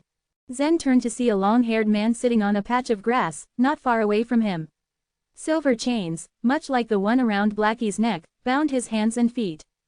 Behind him was a narrow entrance that led to the dungeon of the fairy palace. Zen's breath caught in his throat. His father had told him of the vicious and cruel characters imprisoned in the fairy palace's dungeon. They were extremely manipulative and only desired freedom. If Zen were to enlist their aid and free them in exchange, there was no guarantee that they would keep their promise. They might even turn on him if he wasn't careful. But Mike had no choice but to make this suggestion. If only the evolutionary universe wasn't at a point where it couldn't be saved, then he wouldn't have told Zen about this at all. Zen had been clear about the evolutionary universe's situation. The three true gods sent out by the sacred race already gave their verdict. Moreover, Zen had already known the new rules of the Hall of Holy Beings. This was their best hope. And it all depended on these guys. Zen mentally prepared himself as he walked over to the man. "Hello," Zen smiled. "I am the master of this fairy palace." "Duh," the man said with a wave of his hand. "I knew that after you barged into this place with your cultivation base of the nature level. But I tell you, your rate of improvement is really amazing." The man looked at Zen with gleaming eyes. Bromley had made a promise to them before, saying that if someone were to take complete ownership of this fairy palace, everyone in the dungeon would be released. For hundreds of millions of years, they had waited for this day to come, and now it was finally here. It took everything to hide his excitement. After being locked up for so long, they were finally going to be set free. HMPH. What's there to be surprised about? This guy made us wait for almost 20 years. A hoarse voice came from the dungeon. It had been nearly 20 years since Zen first stepped into the fairy palace. Saul frowned. A few years ago, who was it that said it would take 1,000 years for Zen to rule the fairy palace? Hearing these words, the entire dungeon fell silent. Although they were powerful, they were still no match for Zen. After all, it was because of the three holy beings' painstaking effort that Zen had become this strong. Chapter 1700. Inner Demon Oath. Hearing Saul's conversation with those people, Zen could guess what they were thinking.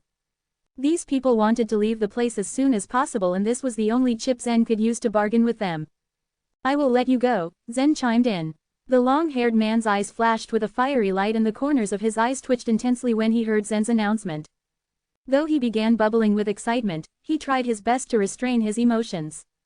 Whoosh! Several fierce auras exploded instantly from the prison's entrance. They were filled with anticipation. "Tell me, what do you want? I can teach you the heinously evil way personally. HMPH. I can help you cultivate the heaven-devouring technique. It's much better than that heinously evil way." "Hey, big mouth, what do you mean? How about we fight it out right now?" "Haha, Master Evil, you weren't my opponent all those years ago. Even if we were anywhere else, you still wouldn't be my match." Just like that, the two figures in the dungeon got into a heated argument as if they were fighting over a high position. During the long debate, they left Zen on the sideline. After a long moment, Zen finally interrupted. "I have only one request for you all to be released." This time, everyone kept silent. Mulling it over for a moment, he then spoke, "Help me kill 3 true gods." Amidst the silence, the old voice resounded once again. "The difference in strength between true gods can be huge. What's their level? Low rank, mid rank, or top rank? Perhaps the consummate level?" 3 low-rank true gods, Zen said. 3 mere low-rank true gods, it's a piece of cake. What are their names? The old voice inquired further. Pranav Mu, Marco Mu, and Matteo Mu. 3 unknown juniors. Tisk, what an easy mission. Because these people had been imprisoned for many years, they didn't recognize any of the new true gods within the divine land. "Wait, their last name is Mu?" One of them asked. "Are these 3 related to Murphy Mu?" "Yes," Zen nodded in response. That made the long-haired man at the entrance frown as he said, "These 3 are all disciples of Murphy." "Yes," Zen nodded another time. And again, there was only silence for a moment. These people in the dungeon were the most vicious types of true gods in the divine land. They were extremely powerful, but that wasn't to say that they didn't care about anything. Back then, it was because they offended Bromley that they were taken into this dungeon. They had spent countless years in this dark dungeon, leading up to how much they now truly wanted to leave and never turn back. And Bromley was already considered to be one of the more merciful holy beings.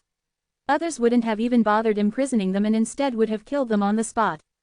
Now that Zen asked them to deal with 3 of Murphy's direct disciples, they knew it meant falling victim to Murphy's revenge. Even if they returned to the divine land, the Hall of Holy Beings would probably hunt them down. No one dared to offend Murphy. "You must change your request, young man. Whatever else it is, I will grant you. Yes, you can cultivate my heinously evil way and become my disciple. I'll definitely make you famous in the divine land." Humph, the heaven-devouring technique is still clearly the first choice.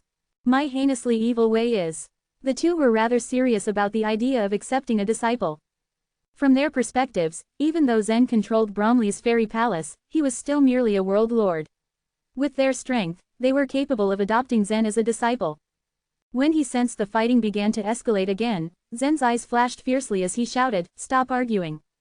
Although Zen had control over these people's freedom, they didn't look up to Zen in the least. Hearing him yell stunned everyone silent for a bit. "Holy Bromley is my master. Do you all really believe that your strength is greater than his?" Zen asked coldly. "Holy Bromley, he's accepting disciples again. Didn't he say he was done with that? Who on earth are you? Why are you able to become Bromley's disciple?" While they all feared Bromley to some extent, they also admired him deeply. Never did they think that Zen would be accepted as his disciple. It was a great honor. Zen never wanted to use the identity of Bromley's disciple in order to suppress them, but it was useless to use politeness with these kinds of people. Now that his identity was exposed, it could be considered a mere form of demonstration. "I already said, help me kill those 3 true gods and I will immediately release you. There's no need to talk about the other conditions, and I don't need anything from you," Zen sneered. A while later, the aged voice was heard, "If that's the case, then I'll do it." Although Murphy wasn't someone to be trifled with, a way out was still better than being imprisoned there for all eternity. Their limitless lifespans would subject them to boredom for a very long time, something most considered worse than death.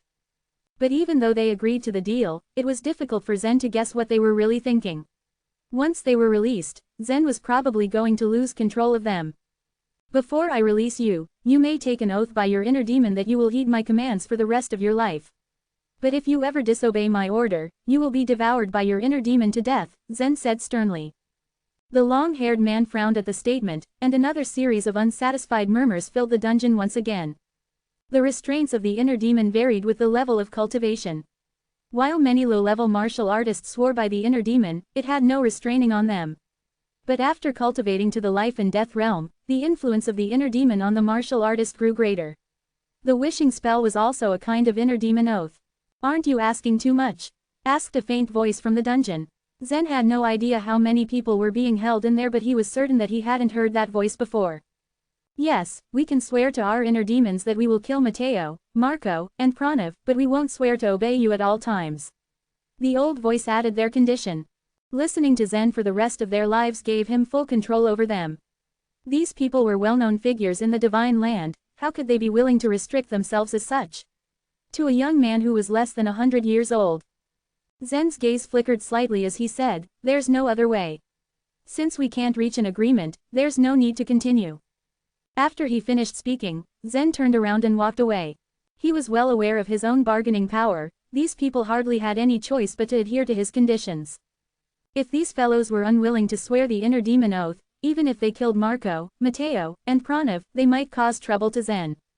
Watching Zen retreat, the long-haired man suddenly stood up and said, "I, Blades On, swear an inner demon oath that I will obey your commands for the rest of my life. If I should violate any one of them, I shall be devoured by the inner demon and die." When the man spoke, Zen's steps came to a halt. He then turned around and smiled at the man, saying, "I'll see you free." With that, Zen walked towards the entrance and activated the token of heaven in his hand. Immediately, a faint gray light shot out from it. Swish! The moment the gray light touched the fairy chain, it cracked open layer by layer and disappeared from Blade's hands. "Sir, since you have sworn an inner demon oath, you may come with me," Zen said with a smile. When the chain broke, the long-haired man suddenly stretched out his muscles before rushing out. Then, he ran wildly across the backyard as a crazed expression appeared on his face. "Ha, I'm finally free. I've been locked up for too long. I'm finally free." The elated Blade's face was full of excitement. As he ran, his bones crackled and he was brimming with satisfaction. When the old guys below the dungeon heard the commotion, they couldn't help but feel envious. Though they didn't want to give up the opportunity, they didn't want to make such a serious inner demon oath either.